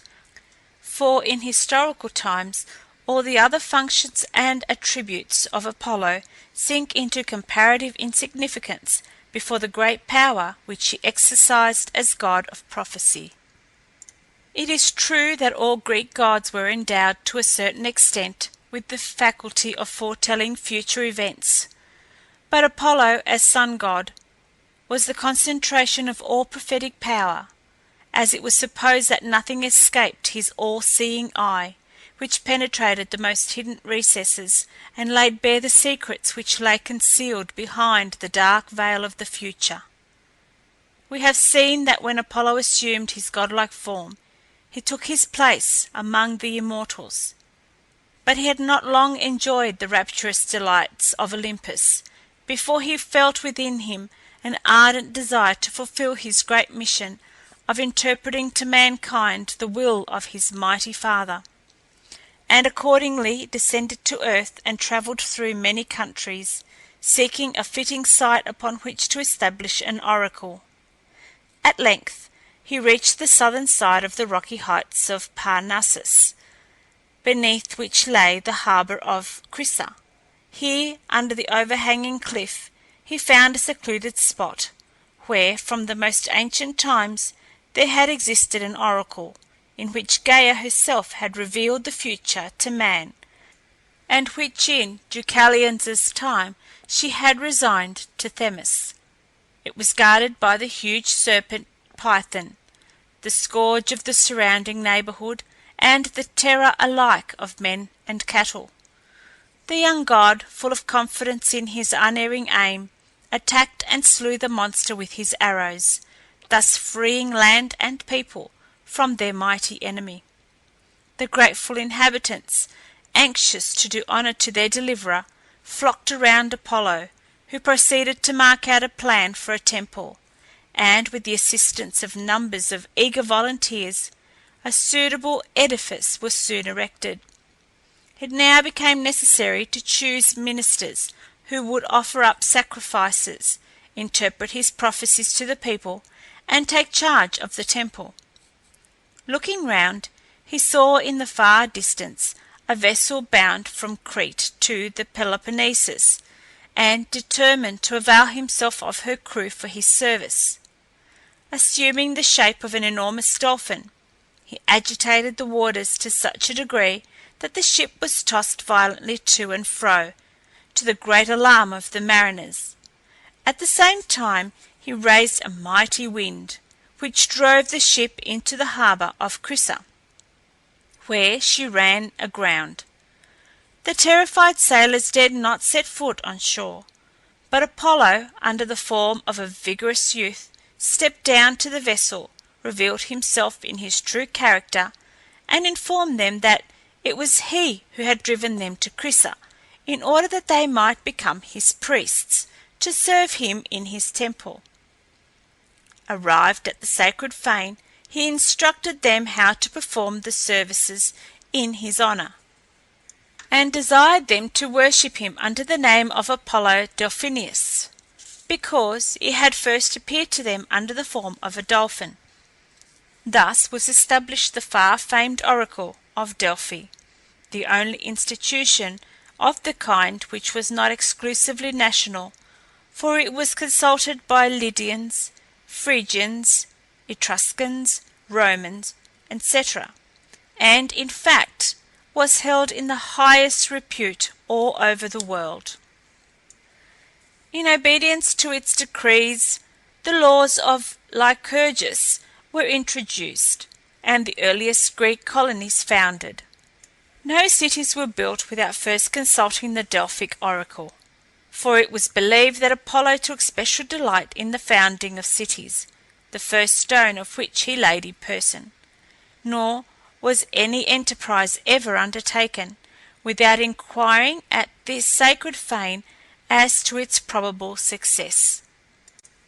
But that which brought Apollo more closely home to the hearts of the people, and raised the whole moral tone of the Greek nation, was the belief, gradually developed with the intelligence of the people, that he was the god who accepted repentance as an atonement for sin, who pardoned the contrite sinner, and who acted as the special protector of those who, like Orestes, had committed a crime which required long years of expiation.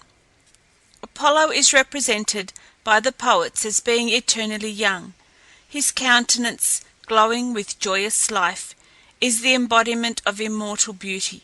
His eyes are of a deep blue, his forehead low, but broad and intellectual. His hair, which falls over his shoulders in long waving locks, is of a golden or warm chestnut hue. He is crowned with laurel, and wears a purple robe. In his hand he bears his silver bow, which is unbent when he smiles, but ready for use when he menaces evildoers. But Apollo, the eternally beautiful youth, the perfection of all that is graceful and refined, rarely seems to have been happy in his love. Either his advances met with a repulse, or his union with the object of his affection was attended with fatal consequences. His first love was Daphne, daughter of Peneus, the river god, who was so averse to marriage that she entreated her father to allow her to lead a life of celibacy and devote herself to the chase, which she loved to the exclusion of all other pursuits. But one day, soon after his victory over the Python, Apollo happened to see Eros bending his bow, and proud of his own superior strength and skill. He laughed at the efforts of the little archer, saying that such a weapon was more suited to the one who had just killed the terrible serpent. Eros angrily replied that his arrow should pierce the heart of the mocker himself, and flying off to the summit of Mount Parnassus, he drew from his quiver 2 darts of different workmanship, one of gold, which had the effect of inspiring love, the other of lead, which created aversion. Taking aim at Apollo, he pierced his breast with the golden shaft, whilst the leaden one he discharged into the bosom of the beautiful Daphne. The son of Leto instantly felt the most ardent affection for the nymph, who, on her part, evinced the greatest dislike towards her divine lover, and at his approach fled from him like a hunted deer. He called upon her in the most endearing accents to stay, but she still sped on, until at length, becoming faint with fatigue, and fearing that she was about to succumb, she called upon the gods to come to her aid. Hardly had she uttered her prayer before a heavy torpor seized her limbs, and just as Apollo threw out his arms to embrace her, she became transformed into a laurel bush.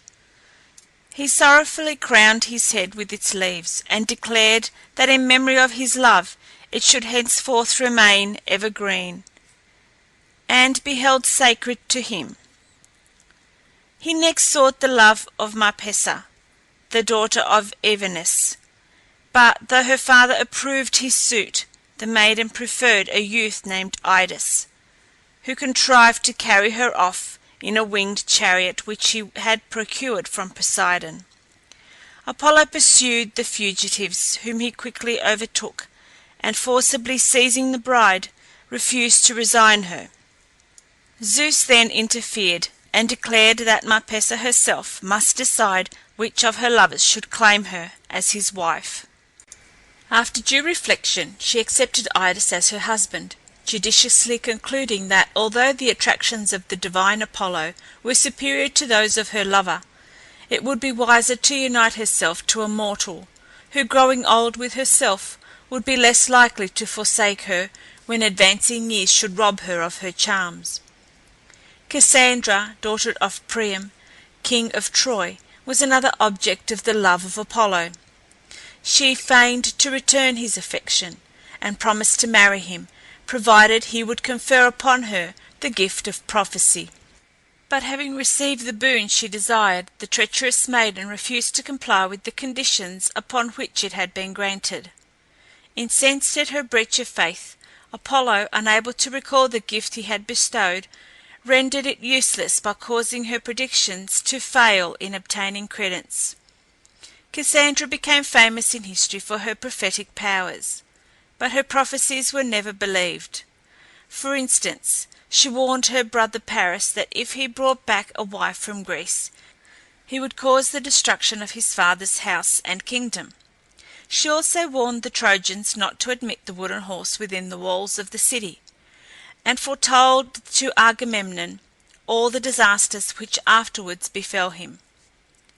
Apollo afterwards married Coronis, a nymph of Larissa, and thought himself happy in the possession of her faithful love. But once more he was doomed to disappointment, for one day his favourite bird, the crow, flew to him with the intelligence that his wife had transferred her affections to a youth of Hermonia. Apollo, burning with rage, instantly destroyed her with one of his death-bringing darts. Too late he repented of his rashness, for she had been tenderly beloved by him, and he would fain have recalled her to life. But although he exerted all his healing powers, his efforts were in vain. He punished the crow for its garrulity, by changing the colour of its plumage from pure white to intense black, and forbade it to fly any longer among the other birds. Coronis left an infant son named Asclepius, who afterwards became god of medicine. His powers were so extraordinary that he could not only cure the sick, but could even restore the dead to life. At last Aïdes complained to Zeus that the number of shades conducted to his dominions was daily increasing, and the great ruler of Olympus, fearing that mankind, thus protected against sickness and death, would be able to defy the gods themselves, killed Asclepius with one of his thunderbolts. The loss of his highly gifted son so exasperated Apollo that, being unable to vent his anger on Zeus, he destroyed the Cyclops, who had forged the fatal thunderbolts. For this offence Apollo would have been banished by Zeus to Tartarus, but at the earnest intercession of Leto he partially relented, and contented himself with depriving him of all power and dignity, and imposing on him a temporary servitude in the house of Admetus, king of Thessaly. Apollo faithfully served his royal master for 9 years in the humble capacity of a shepherd, and was treated by him with every kindness and consideration.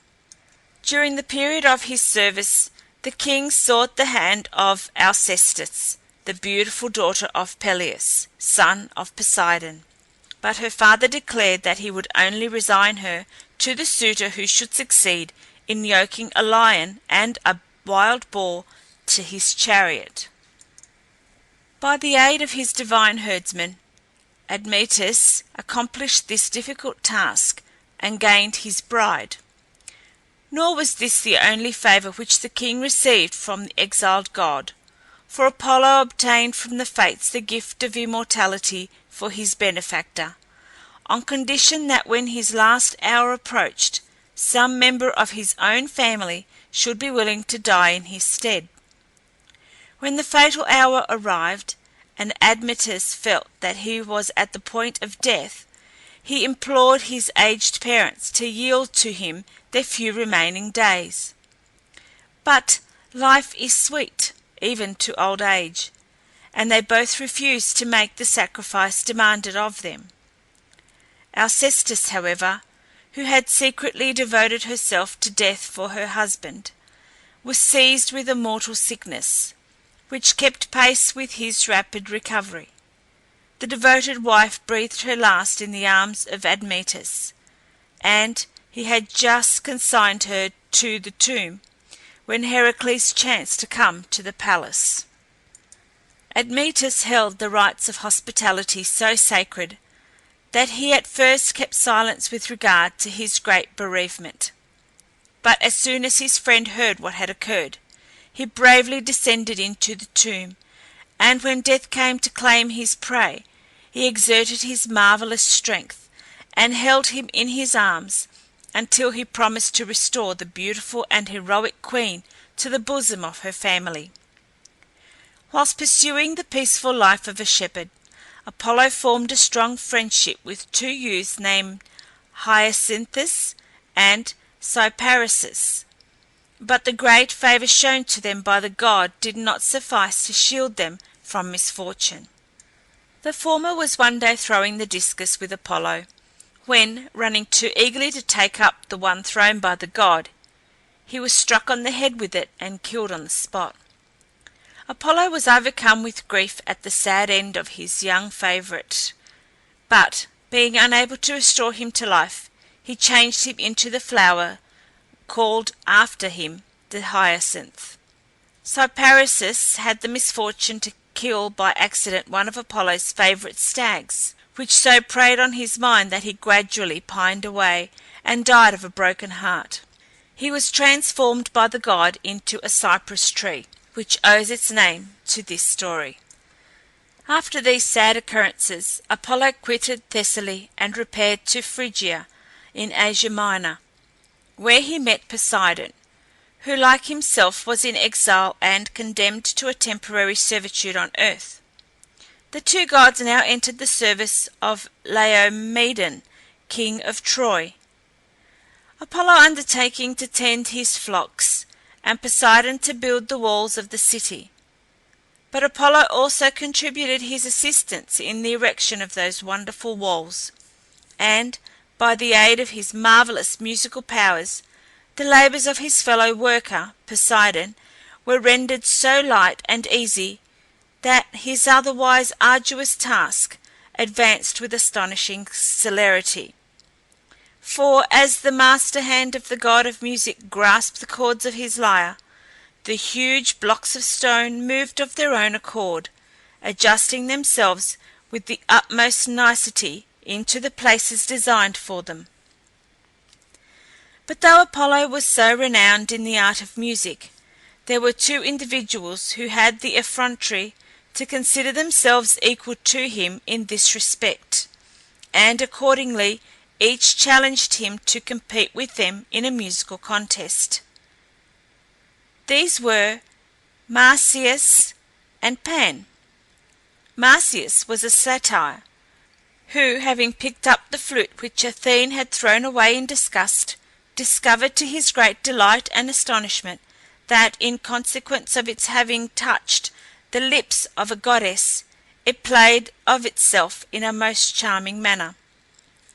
Marsyas, who was a great lover of music, and much beloved on this account by all the elf-like denizens of the woods and glens, was so intoxicated with joy at this discovery that he foolishly challenged Apollo to compete with him in a musical contest.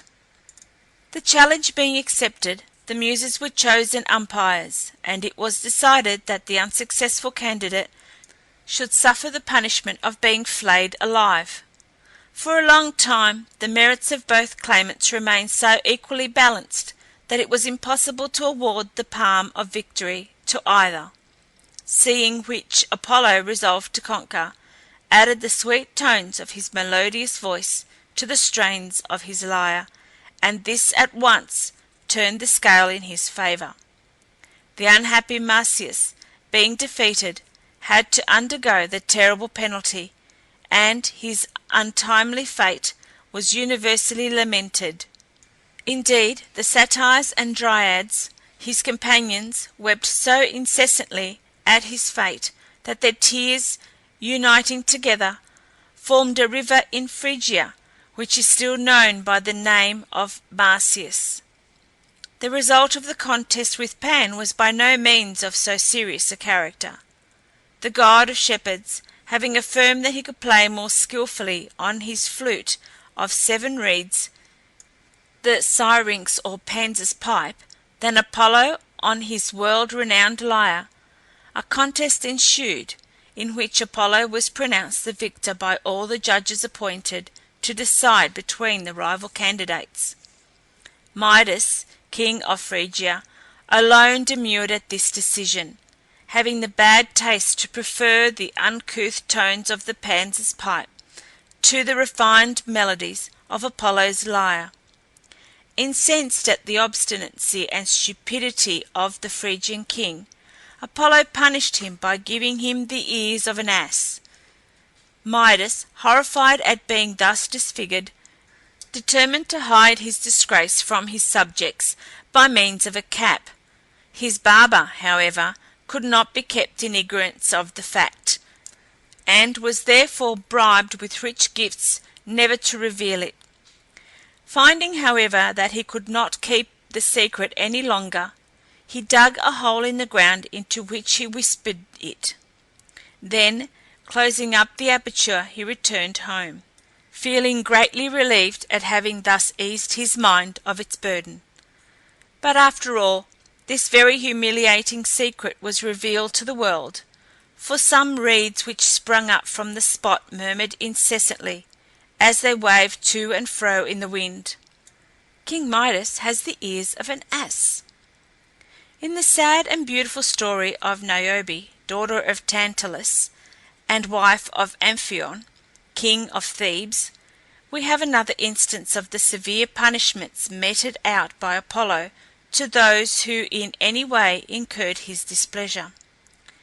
Niobe was the proud mother of 7 sons and 7 daughters, and, exulting in the number of her children, she, upon one occasion, ridiculed the worship of Leto, because she had but 1 son and daughter, and desired the Thebans, for the future, to give to her the honours and sacrifices which they had hitherto offered to the mother of Apollo and Artemis. The sacrilegious words had scarcely passed her lips before Apollo called upon his sister Artemis to assist him in avenging the insult offered to their mother, and soon their invisible arrows sped through the air.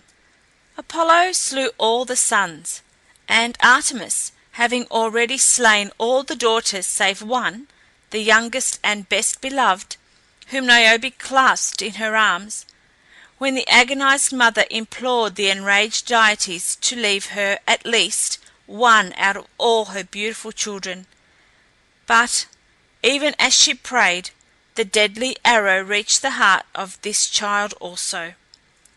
Meanwhile, the unhappy father, unable to bear the loss of his children, had destroyed himself, and his dead body lay beside the lifeless corpse of his favourite son.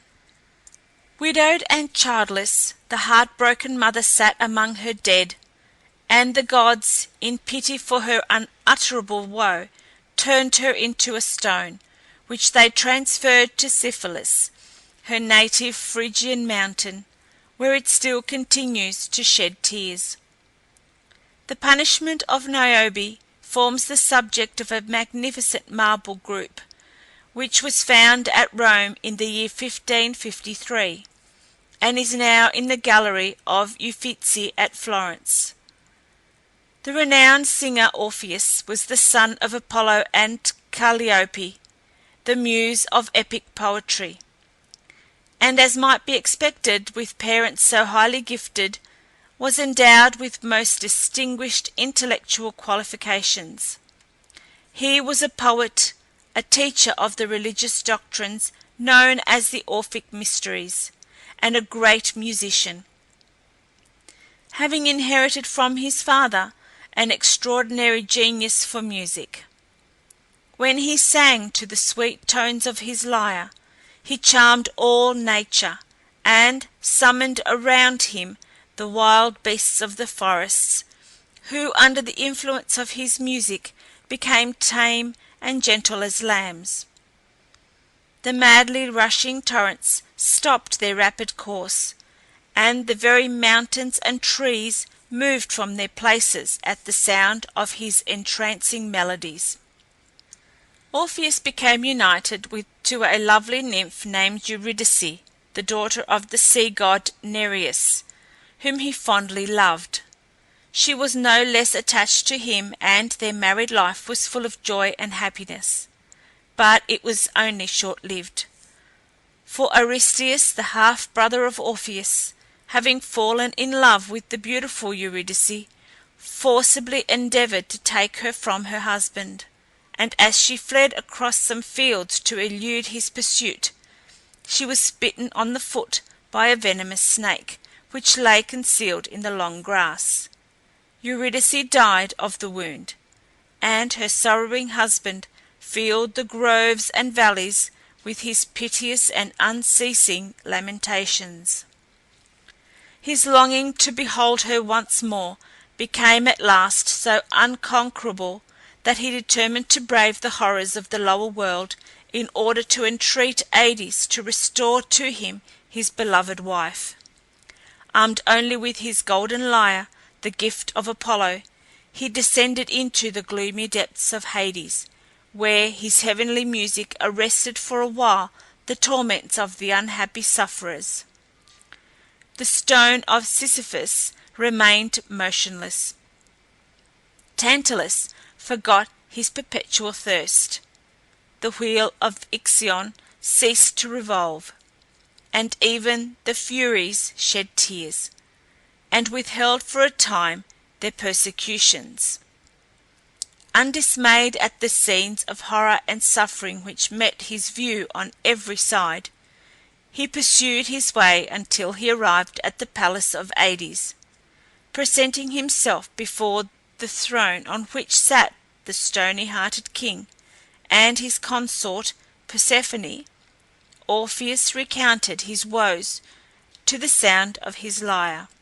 Moved to pity by his sweet strains, they listened to his melancholy story, and consented to release Eurydice on condition that he should not look upon her until they reached the upper world.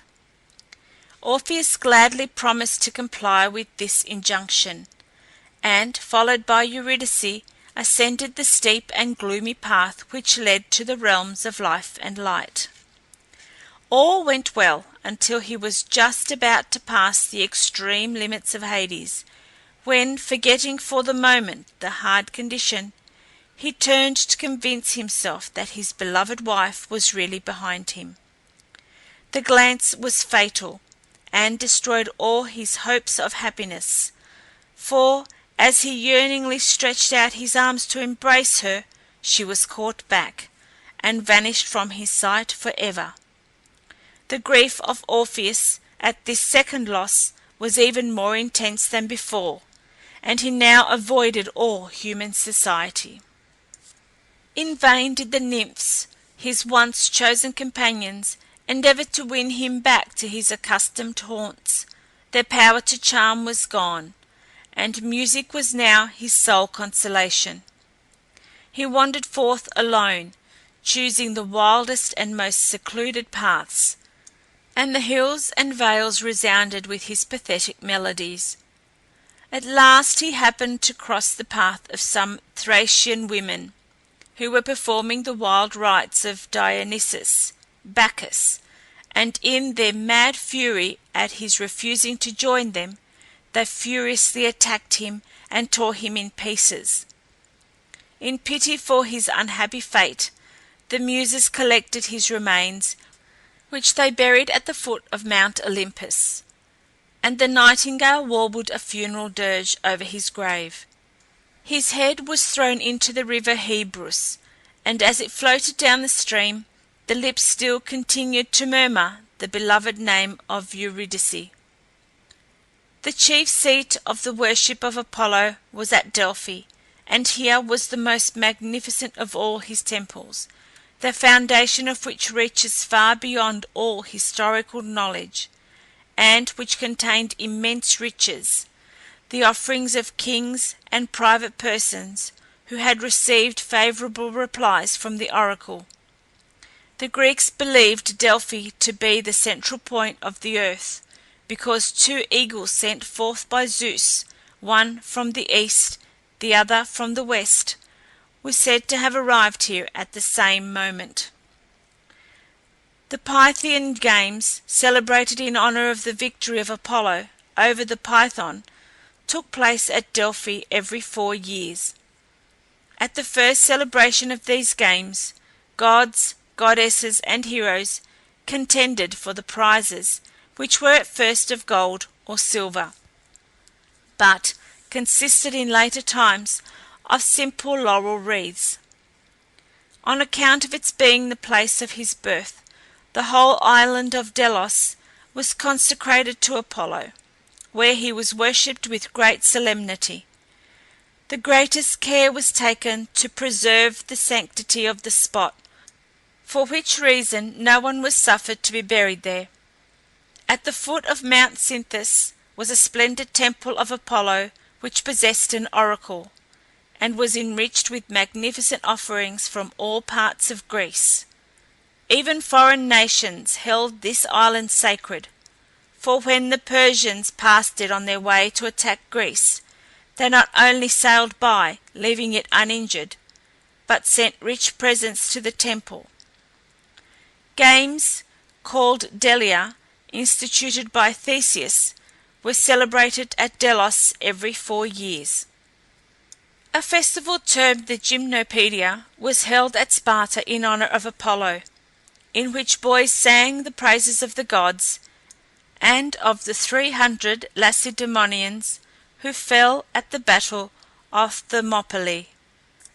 Wolves and hawks were sacrificed to Apollo, and the birds sacred to him were the hawk, raven, and swan. End of section 6. Myths and Legends of Ancient Greece and Rome by EM Berens. Section 7.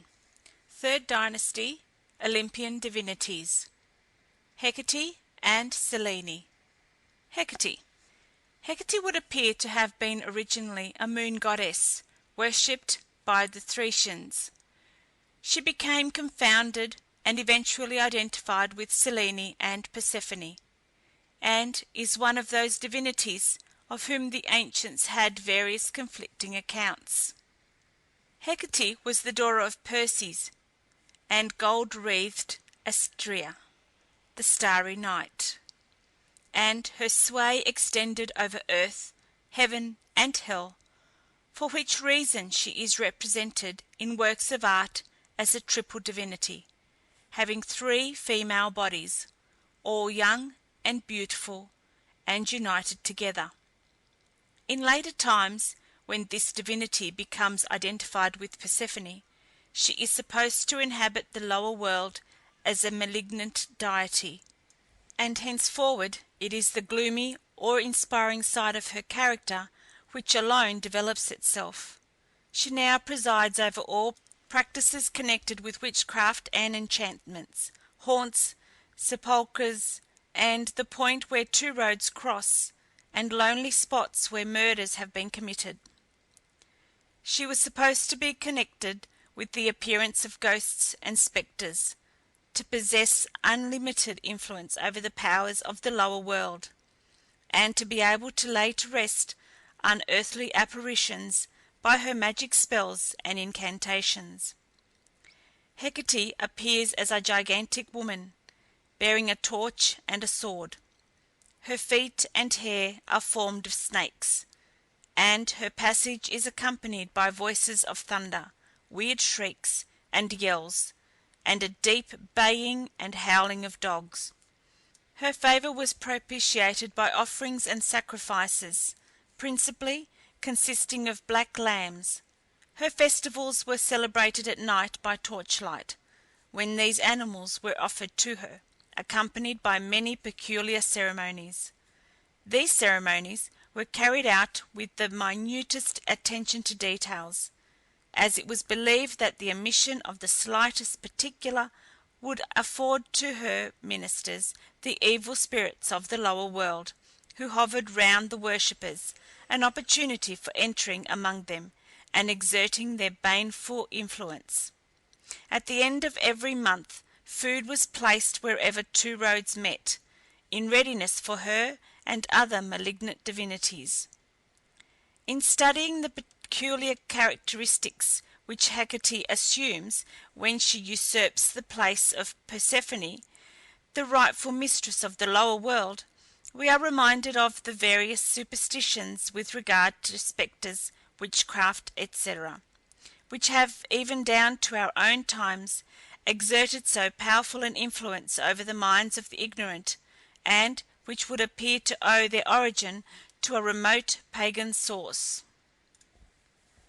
Selene, Luna. Just as Helios personified the sun, so his sister Selene represented the moon, and was supposed to drive her chariot across the sky whilst her brother was reposing after the toils of the day. When the shades of evening began to enfold the earth, the two milk-white steeds of Selene rose out of the mysterious depths of Oceanus. Seated in a silvery chariot, and accompanied by her daughter Herse, the goddess of the dew, appeared the mild and gentle queen of the night, with a crescent on her fair brow, a gauzy veil flowing behind, and a lighted torch in her hand. Selene greatly admired a beautiful young shepherd named Endymion, to whom Zeus had accorded the privilege of eternal youth, combined with the faculty of sleeping whenever he desired, and as long as he wished. Seeing this lovely youth fast asleep on Mount Latmus, Selene was so struck with his beauty that she came down every night from heaven to watch over and protect him. End of section 7. Myths and Legends of Ancient Greece and Rome by EM Berens. Section 8. Third Dynasty. Olympian Divinities. Artemis. Artemis Diana. Artemis was worshipped by the Greeks under various appellations to each of which belonged special characteristics. Thus she is known as the Akkadian, Ephesian, and Breronian Artemis, and also as Selene Artemis. And in order fully to comprehend the worship of this divinity, we must consider her under each aspect. Akkadian Artemis. The Akkadian Artemis, the real Artemis of the Greeks, was the daughter of Zeus and Leto, and twin sister of Apollo. She was the goddess of hunting and chastity, and having obtained from her father permission to lead a life of celibacy, she ever remained a maiden divinity. Artemis is the feminine counterpart of her brother, the glorious god of light, and like him, though she deals out destruction and sudden death to men and animals, she is also able to alleviate suffering and cure diseases. Like Apollo, also, she is skilled in the use of the bow, but in a far more eminent degree. For in the character of Artemis, who devoted herself to the chase and passionate ardour, this becomes an all-distinguishing feature. Armed with her bow and quiver, and attended by her train of huntresses, who were nymphs of the woods and springs, she roamed over the mountains in pursuit of her favourite exercise, destroying in her course the wild animals of the forest. When the chase was ended, Artemis and her maidens loved to assemble in a shady grove, or on the banks of a favourite stream, where they joined in the merry song or graceful dance, and made the hills resound with their joyous shouts. As the type of purity and chastity, Artemis was especially venerated by young maidens, who, before marrying, sacrificed their hair to her. She was also the patroness of those vowed to celibacy, and punished severely any infringement of their obligation. The huntress goddess is represented as being a head taller than her attendant nymphs, and always appears as a youthful and slender maiden. Her features are beautiful, but wanting in gentleness of expression. Her hair is gathered negligently into a knot at the back of her well-shaped head, and her figure, though somewhat masculine, is most graceful in its attitude and proportions. The short robe she wears leaves her limbs free for the exercise of her chase, her devotion to which is indicated by the quiver which is slung over her shoulder, and the bow which she bears in her hand. There are many famous statues of this divinity, but the most celebrated is that known as the Diana of Versailles, now in the Louvre, which forms a not unworthy companion to the Apollo Belvedere of the Vatican. In this statue, the goddess appears in the act of rescuing a hunted deer from its pursuers, on whom she is turning with angry mane. One hand is laid protectingly on the head of the stag, whilst with the other she draws an arrow from the quiver which hangs over her shoulder. Her attributes are the bow, quiver, and spear. The animals sacred to her are the hind, dog, bear, and wild boar.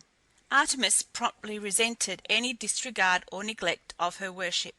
A remarkable instance of this is shown in the story of the Caledonian boar hunt, which is as follows.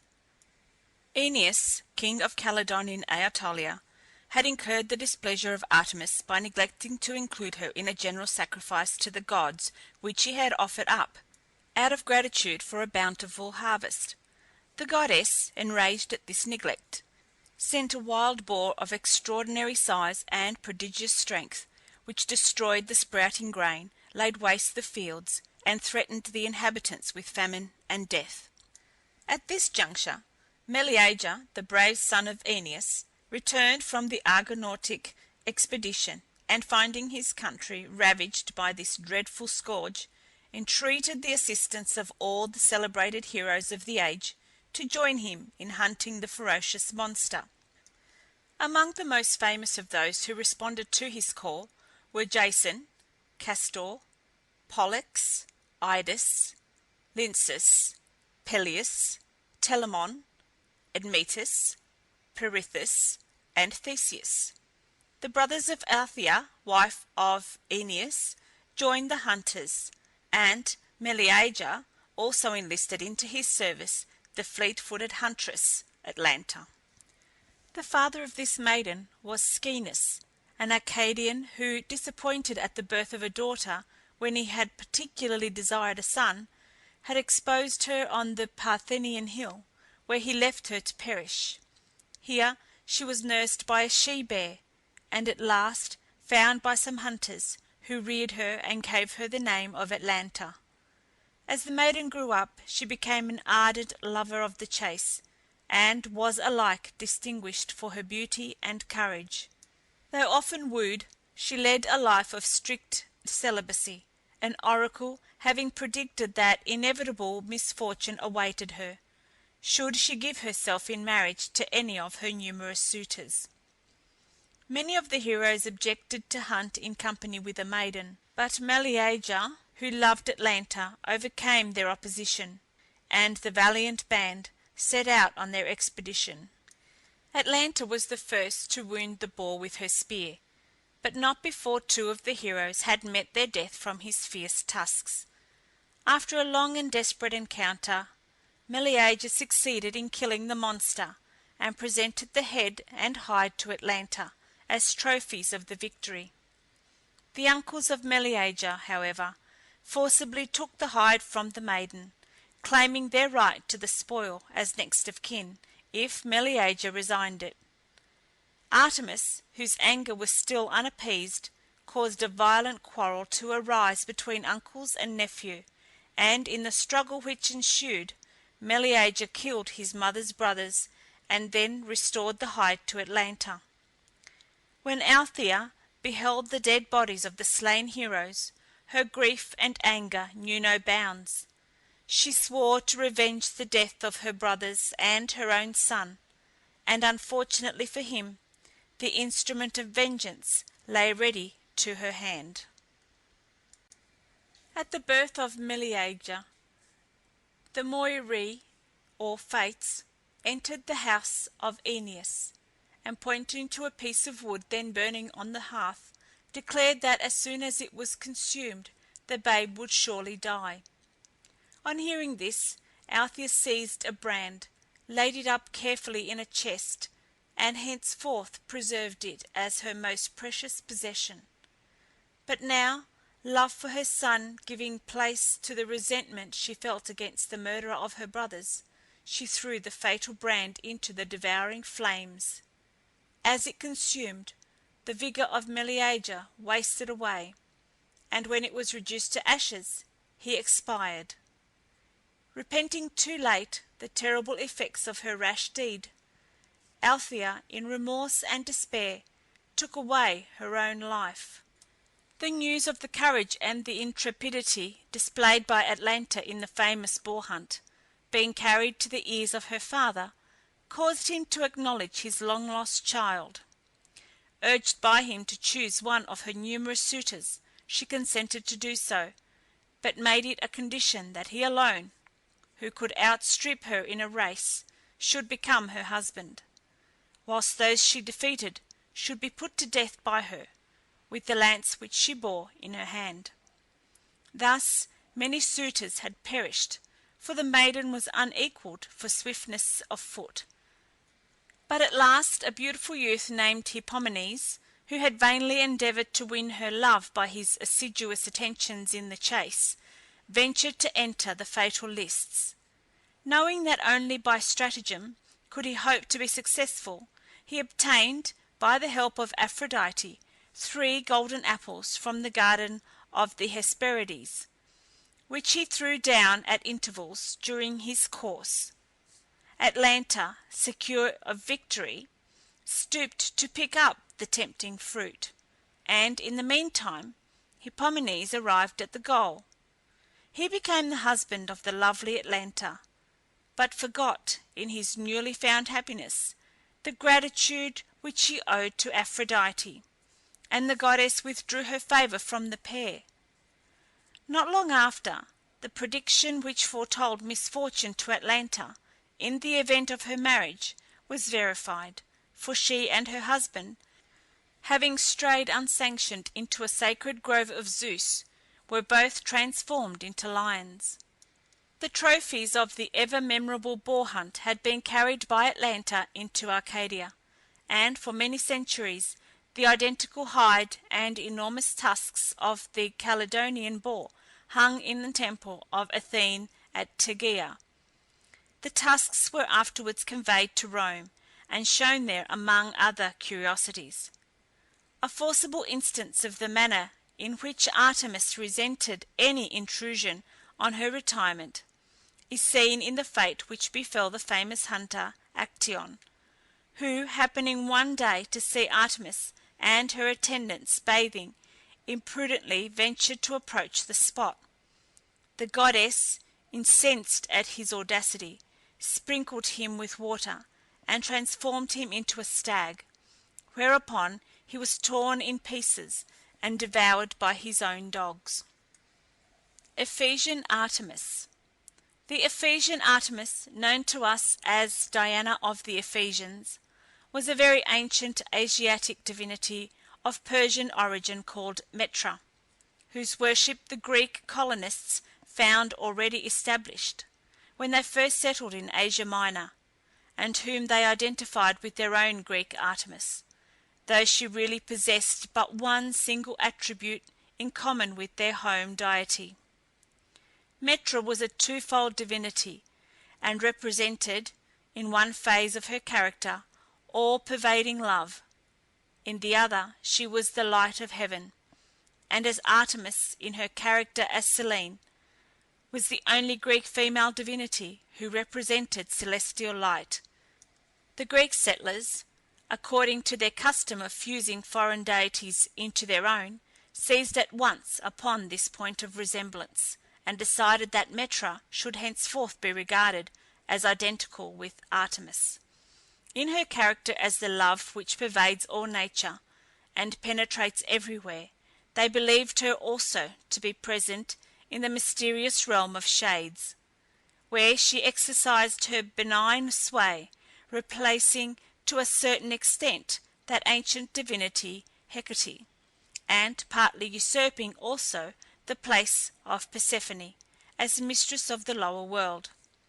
Thus they believed that it was she who permitted the spirits of the departed to revisit the earth, in order to communicate with those they loved, and to give them timely warning of coming evil. In fact, this great, mighty, and omnipresent power of love, as embodied in the Ephesian Artemis, was believed by the great thinkers of old to be the ruling spirit of the universe, and it was to her influence that all the mysterious and beneficent workings of nature were ascribed. There was a magnificent temple erected to this divinity at Ephesus, a city of Asia Minor, which was ranked among the 7 wonders of the world, and was unequalled in beauty and grandeur. The interior of this edifice was adorned with statues and paintings, and contained 127 columns, 60 feet in height, each column having been placed there by a different king. The wealth deposited in this temple was enormous, and the goddess was here worshipped with particular awe and solemnity. In the interior of the edifice stood a statue of her, formed of ebony, with lions on her arms and turrets on her head, whilst a number of breasts indicated the fruitfulness of the earth and of nature.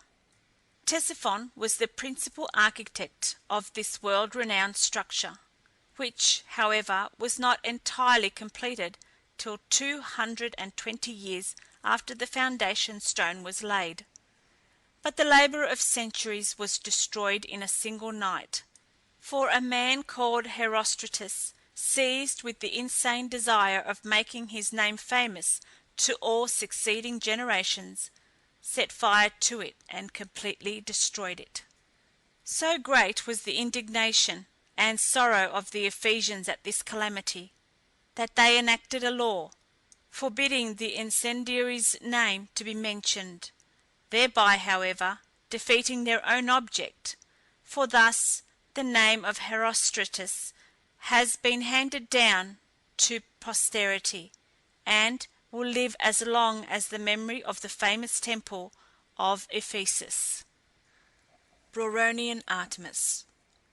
In ancient times, the country which we now call the Crimea was known by the name of the Taurica Chersonesus. It was colonized by Greek settlers, who, finding that the Scythian inhabitants had a native divinity somewhat resembling their own Artemis, identified her with the huntress goddess of the mother country. The worship of this Taurian Artemis was attended with the most barbarous practices, for, in accordance with a law which she had enacted, all strangers, whether male or female, landing or shipwrecked on her shores, were sacrificed upon her altars. It is supposed that this decree was issued by the Taurian goddess of chastity, to protect the purity of her followers, by keeping them apart from foreign influences. The interesting story of Iphigenia, a priestess in the temple of Artemis at Taurus, forms the subject of one of Schiller's most beautiful plays. The circumstances occurred at the commencement of the Trojan War, and are as follows. The fleet, collected by the Greeks for the siege of Troy, had assembled at Aulis in Boeotia, and was about to set sail, when Agamemnon, the commander-in-chief, had the misfortune to kill accidentally a stag which was grazing in a grove, sacred to Artemis. The offended goddess sent continuous calms that delayed the departure of the fleet, and Calchas, the soothsayer, who had accompanied the expedition, declared that nothing less than the sacrifice of Agamemnon's favourite daughter, Iphigenia, would appease the wrath of the goddess. At these words the heroic heart of the brave leader sank within him, and he declared that, rather than consent to so fearful an alternative, he would give up his share of the expedition, and return to Argos.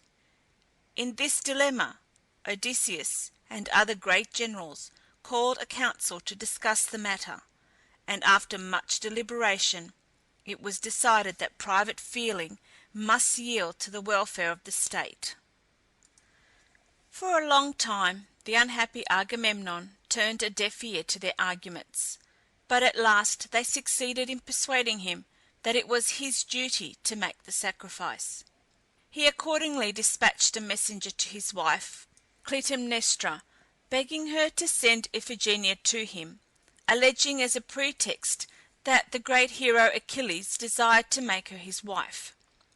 Rejoicing at the brilliant destiny which awaited her beautiful daughter, the fond mother at once obeyed the command, and sent her to Aulis.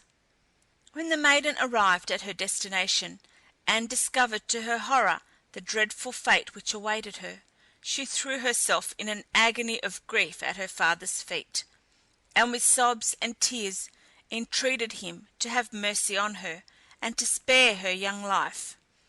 But alas, her doom was sealed, and her now repentant and heartbroken father was powerless to avert it. The unfortunate victim was bound to the altar, and already the fatal knife was raised to deal the death blow, when suddenly Iphigenia disappeared from view, and in her place on the altar lay a beautiful deer ready to be sacrificed. It was Artemis herself, who, pitying the youth and beauty of her victim, caused her to be conveyed in a cloud to Taurica, where she became one of her priestesses, and entrusted with the charge of her temple, a dignity, however, which necessitated the offering of those human sacrifices presented to Artemis. Many years passed away, during which time the long and wearisome siege of Troy had come to an end, and the brave Agamemnon had returned home to meet death at the hands of his wife and Aegisthus. But his daughter Iphigenia was still an exile from her native country, and continued to perform the terrible duties which her office involved. She had long given up all hopes of ever being restored to her friends, when one day two Greek strangers landed on Taurica's inhospitable shores. These were Orestes and Pylades, whose romantic attachment to each other has made their names synonymous for devoted, self-sacrificing friendship. Orestes was Iphigenia's brother, and Pylades her cousin, and their object in undertaking an expedition fraught with so much peril was to obtain the statue of the Taurian Artemis. Orestes, having incurred the anger of the Furies for avenging the murder of his father Agamemnon, was pursued by them wherever he went, until at last he was informed by the oracle of Delphi that, in order to pacify them, he must convey the image of the Taurian Artemis from Taurus to Attica. This he at once resolved to do, and accompanied by his faithful friend Pylades, who insisted on sharing the dangers of the undertaking, he set out for Taurica. But the unfortunate youths had hardly stepped on shore before they were seized by the natives, who as usual conveyed them for sacrifice to the temple of Artemis.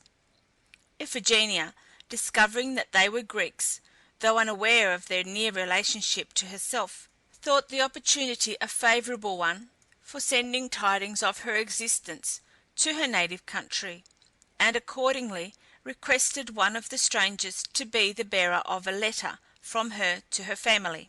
A magnanimous dispute now arose between the friends, and each besought the other to accept the precious privilege of life and freedom. Pylades at length, overcome by the urgent entreaties of Orestes, agreed to be the bearer of the missive, but on looking more closely at the superscription he observed to his intense surprise that it was addressed to Orestes. Hereupon an explanation followed. The brother and sister recognized each other amid joyful tears and loving embraces, and assisted by her friends and kinsmen, Iphigenia escaped with them from a country where she had spent so many unhappy days, and witnessed so many scenes of horror and anguish. The fugitives, having contrived to obtain the image of the Taurian Artemis, carried it with them to Broron in Attica. This divinity was henceforth known as the Broronian Artemis, and the rites which had rendered her worship so infamous in Taurica were now introduced into Greece, and human victims bled freely under the sacrificial knife, both in Athens and Sparta. The revolting practice of offering human sacrifices to her was continued until the time of Lycurgus, the great Spartan lawgiver, who put an end to it by substituting in its place one which was hardly less barbarous, namely, the scourging of youths, who were whipped on the altars of the Broronian Artemis in the most cruel manner. Sometimes, indeed, they expired under the lash, in which case their mothers, far from lamenting their fate, are said to have rejoiced, considering this an honourable death for their sons. Selene Artemis. Hitherto we have seen Artemis only in the various phases of her terrestrial character, but just as her brother Apollo drew into himself by degrees the attributes of that more ancient divinity Helios, the sun god, so, in like manner, she came to be identified in later times with Selene, the moon goddess, in which character she is always represented as wearing on her forehead a glittering crescent, whilst a flowing veil, bespangled with stars, reaches to her feet, and a long robe completely envelops her. End of section 8. Myths and Legends of Ancient Greece and Rome by E. M. Berens. Section 9. Third Dynasty, Olympian Divinities, Hephaestus and Poseidon. Hephaestus Vulcan. Hephaestus, the son of Zeus and Hera, was the god of fire in its beneficial aspect, and the presiding deity over all workmanship accomplished by means of this useful element. He was universally honoured not only as the god of all mechanical arts, but also as a house and hearth divinity, who exercised a beneficial influence on civilized society in general. Unlike the other Greek divinities, he was ugly and deformed, being awkward in his movements and limping in his gait. This latter defect originated, as we have already seen, in the wrath of his father Zeus, who hurled him down from heaven in consequence of his taking the part of Hera in one of the domestic disagreements which so frequently arose between this royal pair.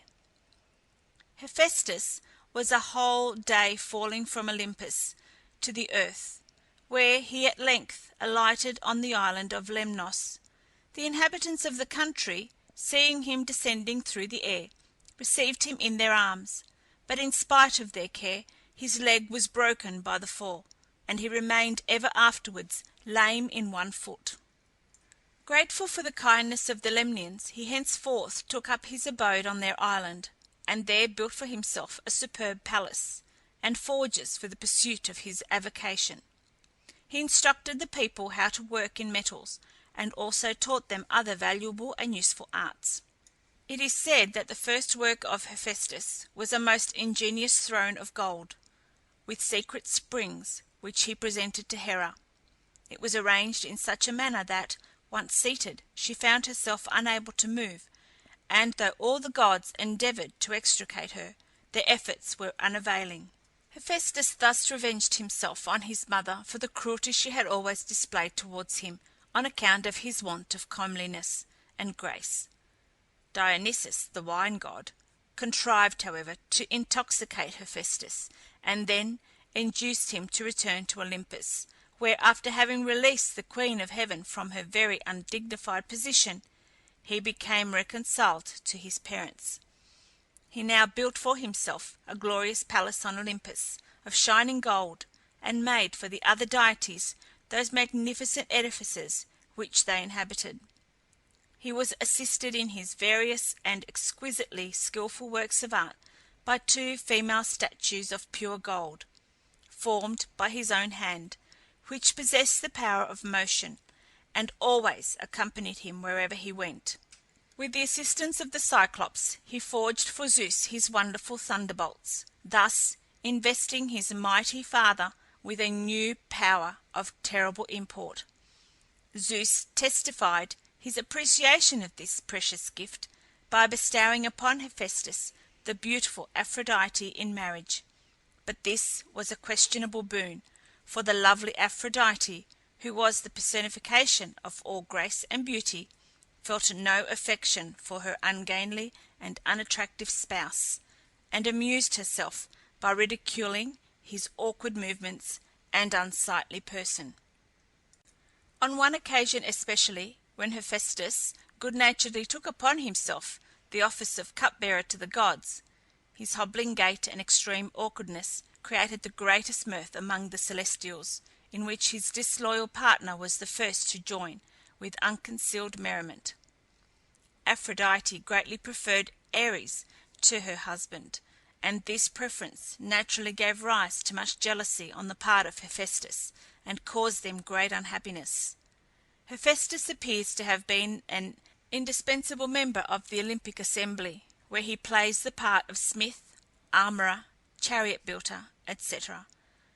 As already mentioned, he constructed the palaces where the gods resided, fashioned the golden shoes with which they trod the air or water, built for them their wonderful chariots, and shod with brass the horses of celestial breed, which conveyed these glittering equipages over land and sea.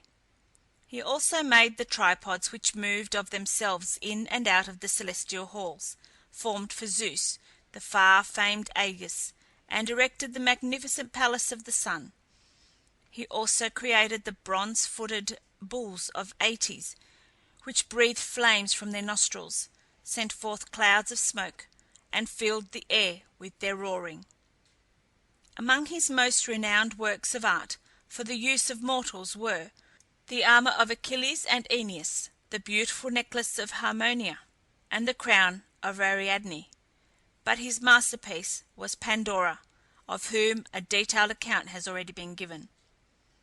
There was a temple on Mount Etna erected in his honour, which none but the pure and virtuous were permitted to enter.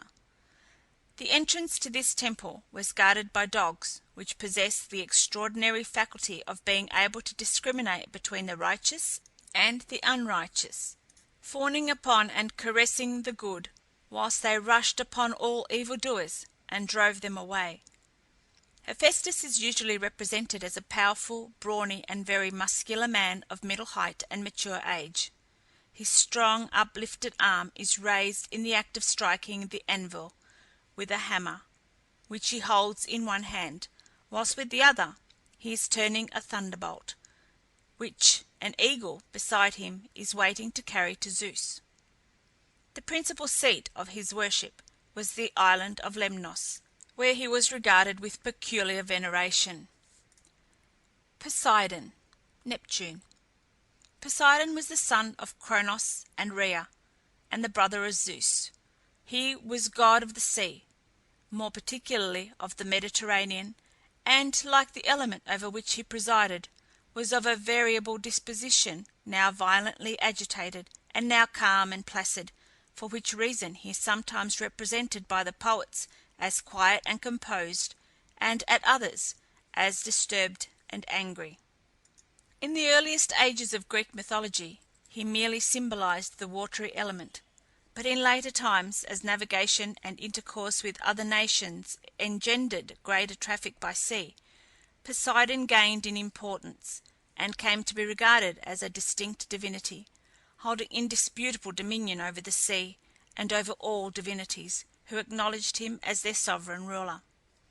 He possessed the power of causing at will mighty and destructive tempests, in which the billows rise mountains high, and the wind becomes a hurricane, land and sea being enveloped in thick mists, whilst destruction assails the unfortunate mariners exposed to their fury. On the other hand, his alone was the power of stilling the angry waves, of soothing the troubled waters, and granting safe voyage to mariners. For this reason Poseidon was always invoked and propitiated by a libation before a voyage was undertaken, and sacrifices and thanksgivings were gratefully offered to him after a safe and prosperous journey by sea. The symbol of his power was the fisherman's fork or trident, by means of which he produced earthquakes, raised up islands from the bottom of the sea, and caused wells to spring forth out of the earth. Poseidon was essentially a presiding deity over fishermen, and was on that account more particularly worshipped and revered in countries bordering on the sea coast, where fish naturally formed a staple commodity of trade. He was supposed to vent his displeasure by sending disastrous inundations, which completely destroyed whole countries, and were usually accompanied by terrible marine monsters, who swallowed up and devoured those whom the floods had spared. It is probable that these sea monsters are the poetical figures which represent the demons of hunger and famine, necessarily accompanying a general inundation. Poseidon is generally represented as resembling his brother Zeus in features, height, and general aspect, but we miss in the countenance of the sea god the kindness and benignity which so pleasingly distinguish his mighty brother. The eyes are bright and piercing, and the contour of the face somewhat sharper in its outline than that of Zeus, thus corresponding, as it were, with his more angry and violent nature. His hair waves in dark disorderly masses over his shoulders. His chest is broad, and his frame powerful and stalwart. He wears a short curling beard, and a band round his head. He usually appears standing erect in a graceful shell chariot, drawn by hippocamps, or sea horses, with golden manes and brazen hoofs, who bound over the dancing waves with such wonderful swiftness that the chariot scarcely touches the water. The monsters of the deep, acknowledging their mighty lord, gambol playfully around him, whilst the sea joyfully smooths a path for the passage of its all-powerful ruler. He inhabited a beautiful palace at the bottom of the sea at Aegea, in Euboea, and also possessed a royal residence on Mount Olympus, which, however, he only visited when his presence was required at the council of the gods. His wonderful palace beneath the waters was of vast extent. In its lofty and capacious halls thousands of his followers could assemble. The exterior of the building was of bright gold, which the continual wash of the waters preserved untarnished. In the interior, lofty and graceful columns supported the gleaming dome. Everywhere fountains of glistening silvery water played. Everywhere groves and arbours of feathery-leaved sea plants appeared, whilst rocks of pure crystal glistened with all the varied colours of the rainbow. Some of the paths were strewn with white sparkling sand, interspersed with jewels, pearls, and amber. This delightful abode was surrounded on all sides by wide fields, where there were whole groves of dark purple coralline, and tufts of beautiful scarlet-leaved plants, and sea anemones of every tint. Here grew bright pink seaweeds, mosses of all hues and shades, and tall grasses, which, growing upwards, formed emerald caves and grottos, such as the Nereides love, whilst fish of various kinds playfully darted in and out, in the full enjoyment of their native element. Nor was illumination wanting in this fairy-like region, which at night was lit up by the glow-worms of the deep. But although Poseidon ruled with absolute power over the ocean and its inhabitants, he nevertheless bowed submissively to the will of the great ruler of Olympus, and appeared at all times desirous of conciliating him. We find him coming to his aid when emergency demanded, and frequently rendering him valuable assistance against his opponents. At the time when Zeus was harassed by the attacks of the giants, he proved himself a most powerful ally, engaging in single combat with a hideous giant named Polybotes, whom he followed over the sea, and at last succeeded in destroying by hurling upon him the island of Kos.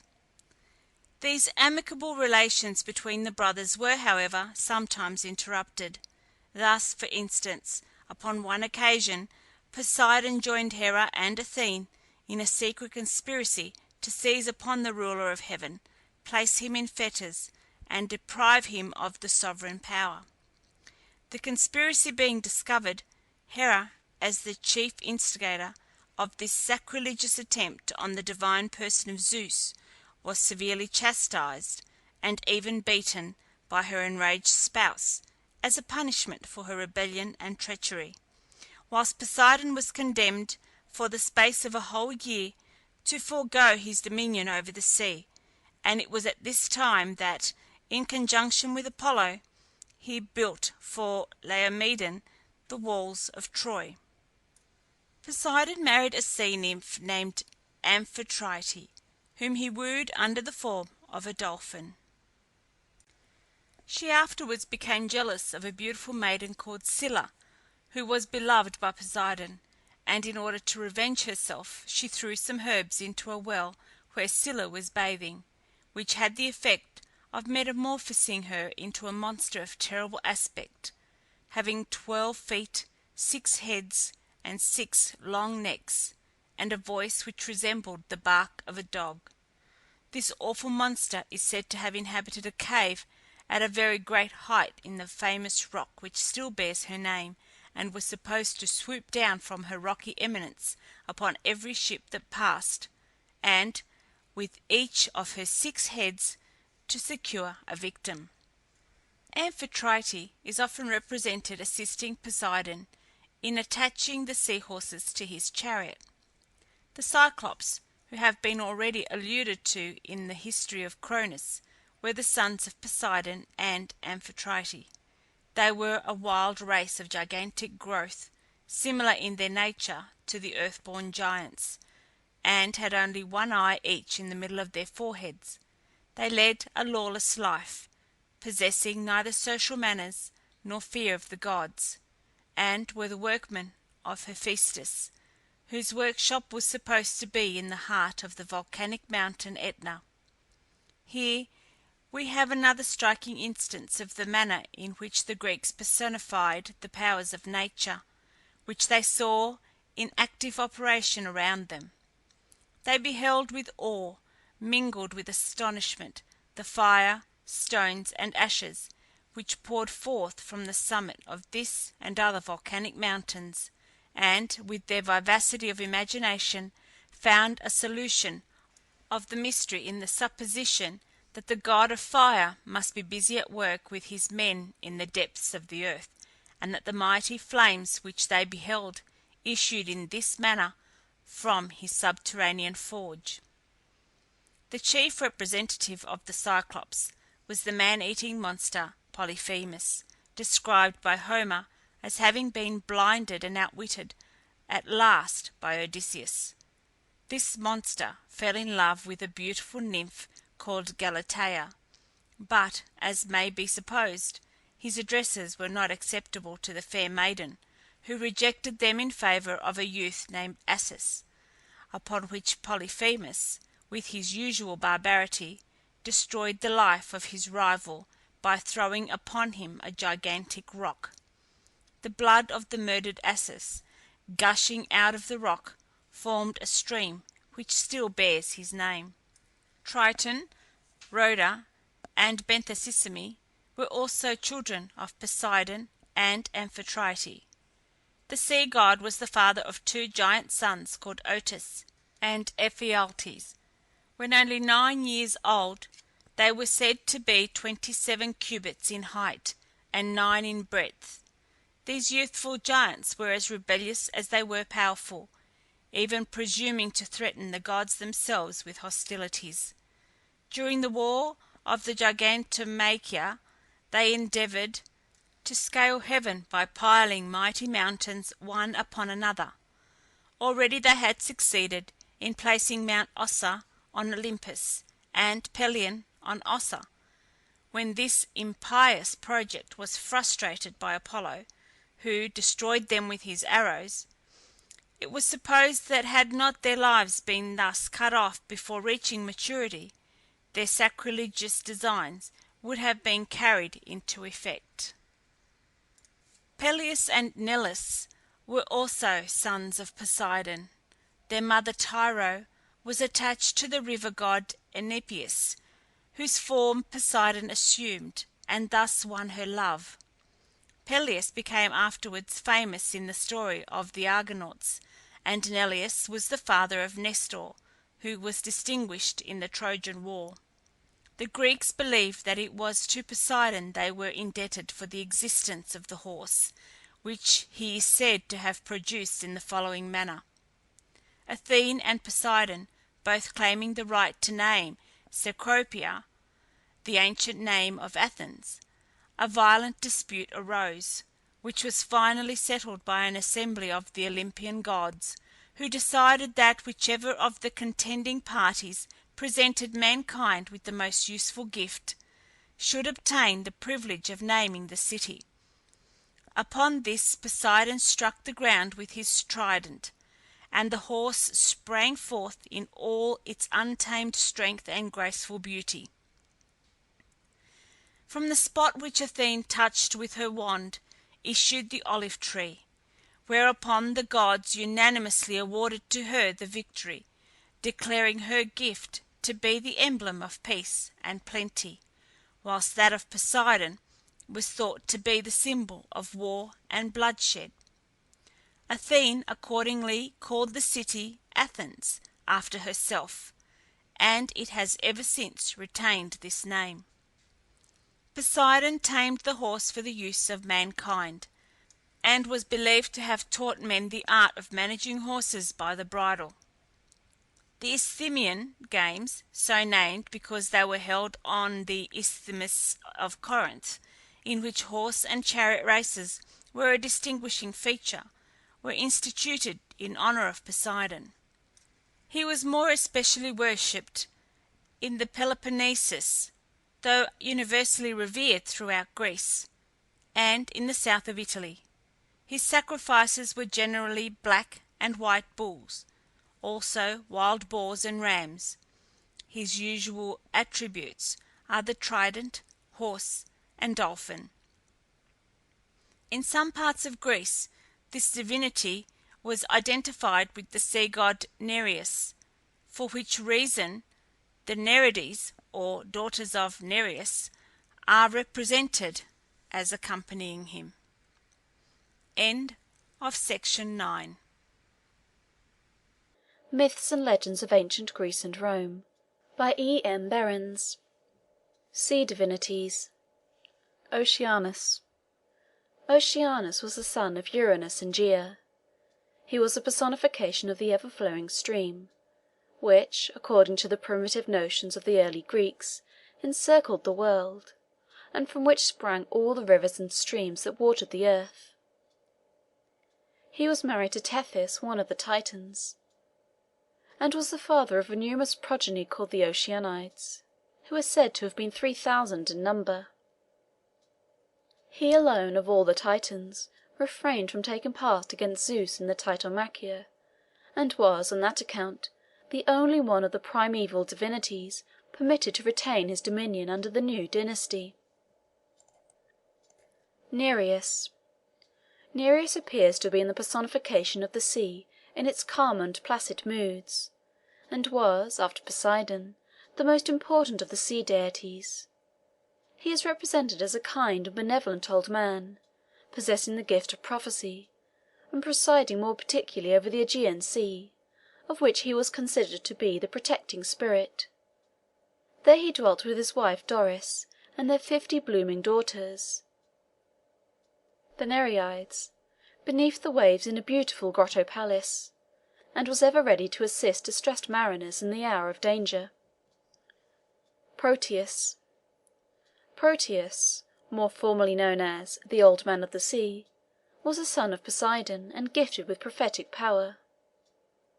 But he had an invincible objection to being consulted in his capacity as seer, and those who wished him to foretell events watched for the hour of noon, when he was in the habit of coming up to the island of Pharos with Poseidon's flock of seals, which he tended at the bottom of the sea. Surrounded by these creatures of the deep, he used to slumber beneath the grateful shade of the rocks. This was the favourable moment to seize the prophet, who, in order to avoid importunities, would change himself into an infinite variety of forms. But patience gained the day, for, if he were only held long enough, he became wearied at last, and, resuming his true form, gave the information desired, after which he dived down again to the bottom of the sea, accompanied by the animals he tended. Triton and the Tritons. Triton was the only son of Poseidon and Amphitrite, but he possessed little influence, being altogether a minor divinity. He is usually represented as preceding his father, and acting as his trumpeter, using a conch shell for this purpose. He lived with his parents in their beautiful golden palace beneath the sea at Aegea, and his favourite pastime was to ride over the billows on horses or sea monsters. Triton is always represented as half man, half fish, the body below the waist terminating in the tail of a dolphin. We frequently find mention of Tritons, who are either the offspring or kindred of Triton. Glaucus. Glaucus is said to have become a sea divinity in the following manner. While angling one day, he observed that the fish he caught and threw on the bank at once nibbled at the grass and then leaped back into the water. His curiosity was naturally excited, and he proceeded to gratify it by taking up a few blades and testing them.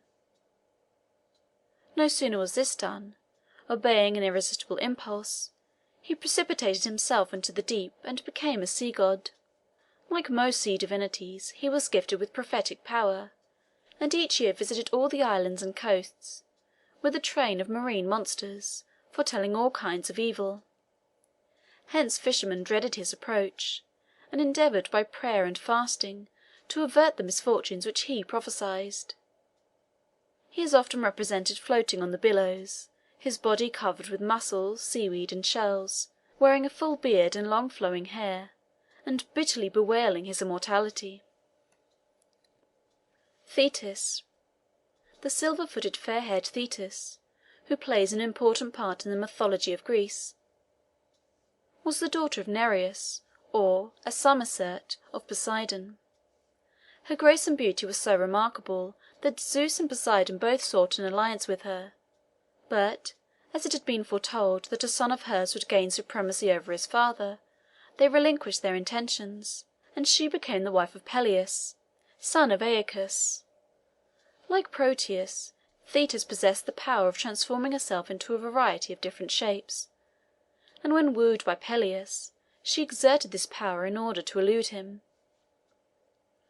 But, knowing that persistence would eventually succeed, he held her fast until she assumed her true form. Their nuptials were celebrated with the utmost pomp and magnificence, and were honoured by the presence of all the gods and goddesses, with the exception of Eris.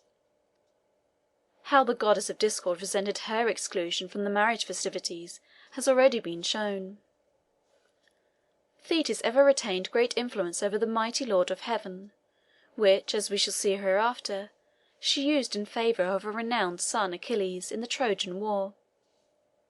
When Halcyone plunged into the sea in despair after the shipwreck and death of her husband, King Ceyx, Thetis transformed both husband and wife into the birds called kingfishers, halcyons, which, with the tender affection which characterized the unfortunate couple, always fly in pairs. The idea of the ancients was that these birds brought forth their young in nests, which float on the surface of the sea in calm weather, before and after the shortest day, when Thetis was said to keep the waters smooth and tranquil for their especial benefit. Hence the term halcyon days, which signifies a period of rest and untroubled felicity. Thomas, Phorcys, and Ceto. The early Greeks, with their extraordinary power of personifying all and every attribute of nature, gave a distinct personality to those mighty wonders of the deep, which, in all ages, have afforded matter of speculation to educated and uneducated alike. Among these personifications we find Thomas, Phorcys, and their sister Ceto, who are the offspring of Pontus. Thomas, whose name signifies wonder, typifies that peculiar translucent condition of the surface of the sea when it reflects, mirror-like, various images, and appears to hold in its transparent embrace the flaming stars in illuminated cities, which are so frequently reflected on its glassy bosom. Thomas married the lovely Electra, whose name signifies the sparkling light produced by electricity, daughter of Oceanus. Her amber-coloured hair was of such rare beauty that none of her fair-haired sisters could compare with her, and when she wept, her tears, being too precious to be lost, formed drops of shining amber. Phorcys and Ceto personified more especially the hidden perils and terrors of the ocean. They were parents of the Gorgons, the Græa, and the dragon, which guarded the golden apples of the Hesperides. Leosthete. Leosthete was originally a mortal named Ino, daughter of Cadmus, king of Thebes. She married Athamas, king of Orchomenus, who, incensed at her unnatural conduct to her stepchildren, persuaded her and her son to the seashore, when, seeing no hope of escape, she flung herself with the child into the deep. They were kindly received by the Nereides, and became sea divinities under the name of Leucothoe and Palamon. The Sirens. The Sirens would appear to have been personifications of those numerous rocks and unseen dangers which abound on the south-west coast of Italy.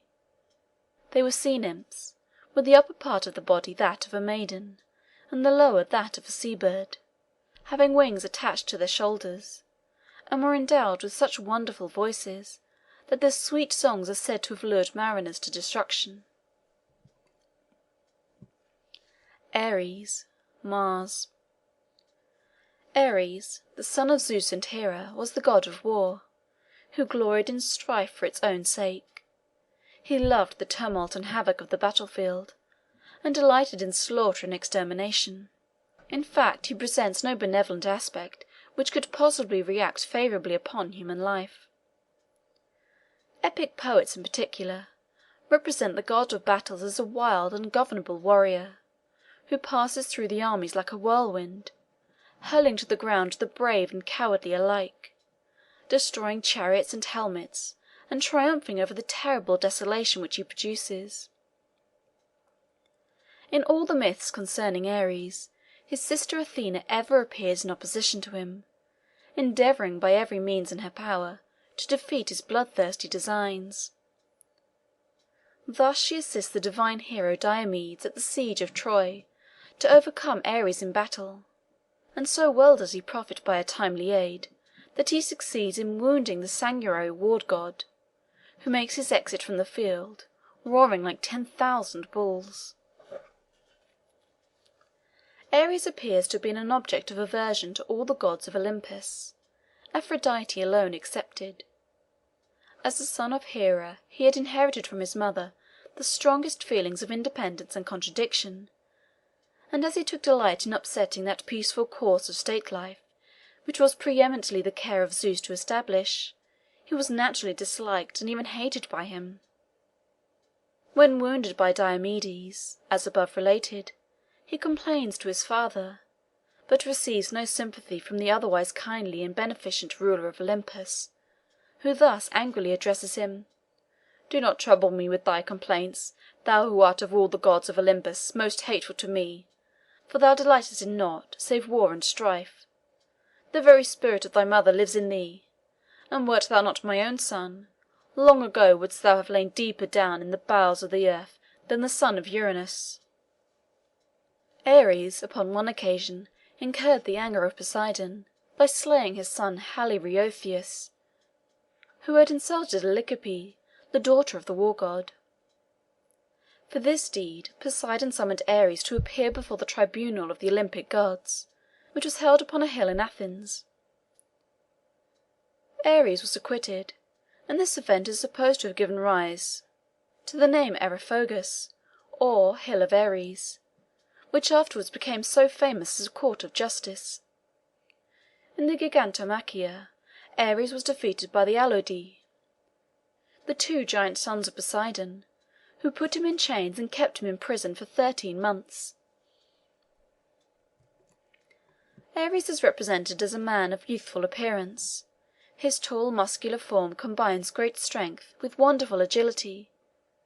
In his right hand he bears a sword or a mighty lance, while on the left arm he carries his round shield. His demoniacal surroundings are terror and fear. Enyo, the goddess of the war cry, Chaeodamus, the demon of the noise battles, and Eris, contention, his twin sister and companion, who always precedes his chariot when he rushes to the fight, the latter being evidently a smile of the poets to express the fact that war follows contention. Eris is represented as a woman of florid complexion, with dishevelled hair, and her whole appearance angry and menacing. In one hand she brandishes a poniard and a hissing adder, whilst in the other she carries a burning torch. Her dress is torn and disorderly, and her hair entwined with venomous snakes. This divinity was never invoked by mortals, except when they desired her assistance for the accomplishment of evil purposes. Mars.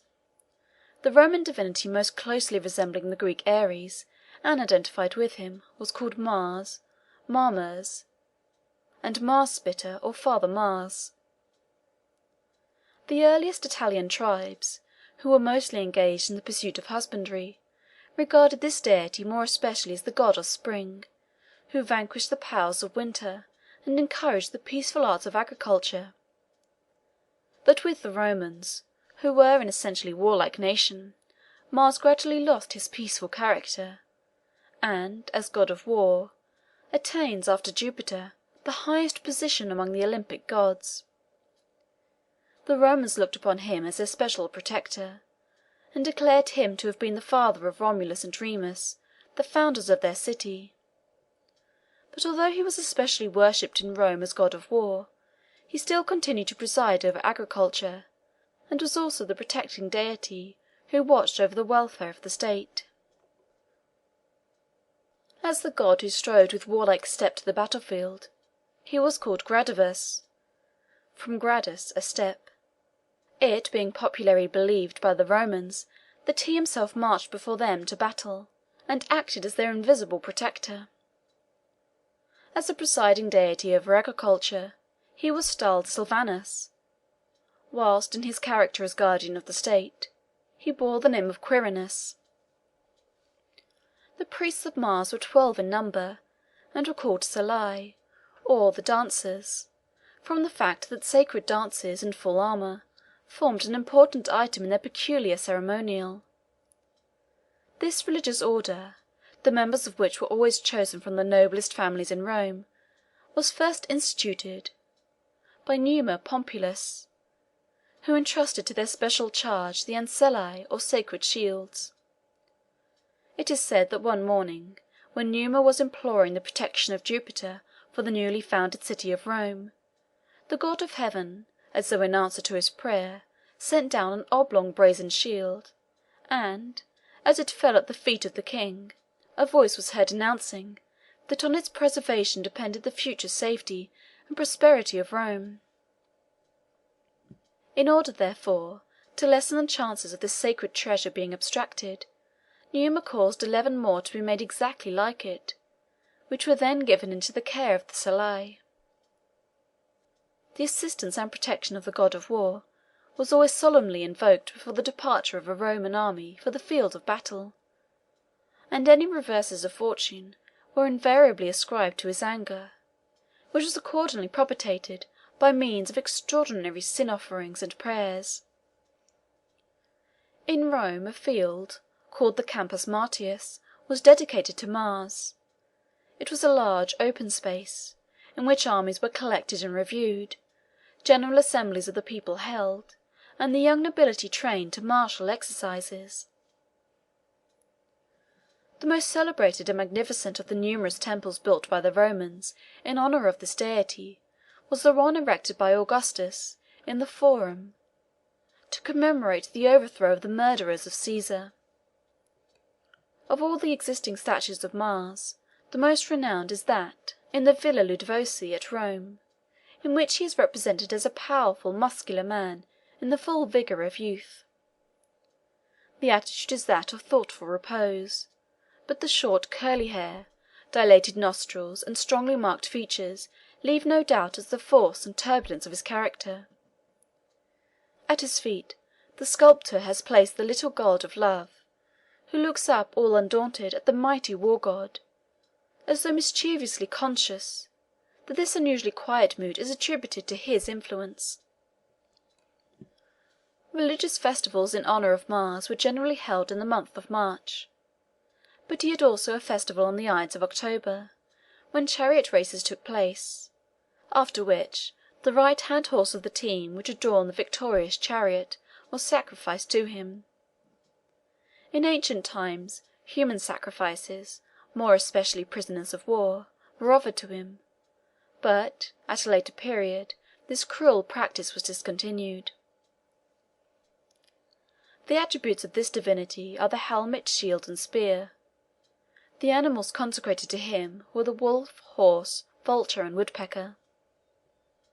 Intimately associated with Mars in his character as god of war was the goddess called Bellona, who was evidently the female divinity of battle with one or other of the primitive nations of Italy, most probably the Sabines, and is usually seen accompanying Mars, whose war chariot she guides.